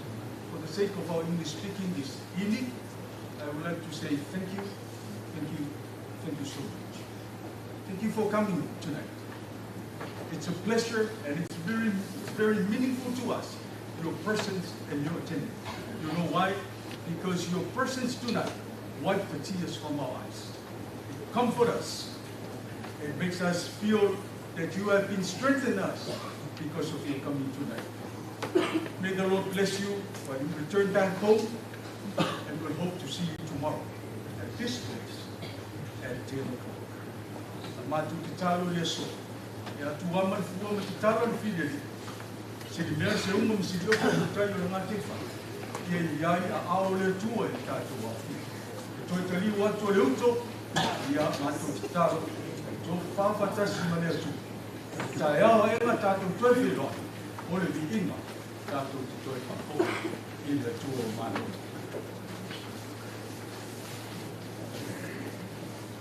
Ya le ua us mai panaya ule leo tau sama anga le nei fe fi nei tu ai nei tu tele mai tu tau ta pe naina ya tan to vai vela i uma ya tala awatu ya fa nga vema male au fia ya la ko ta pe naina ai na ya wa ko se mai pe ni ya fia lo fa lo i tau mai mai ya fa so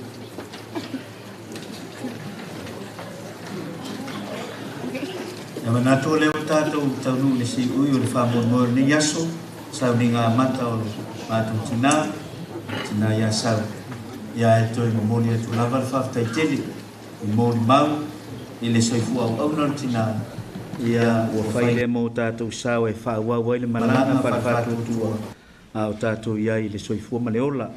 Ia leo toi whamanatu atu sau ninga o tina tai au, na taitaina lava e mātou ta mā whawhengainga, le sunga le whawhengainga ia mika, ia lango sua le ta mā o le kalesia o au, ia ile itu la e se fulu le tai au a tai au.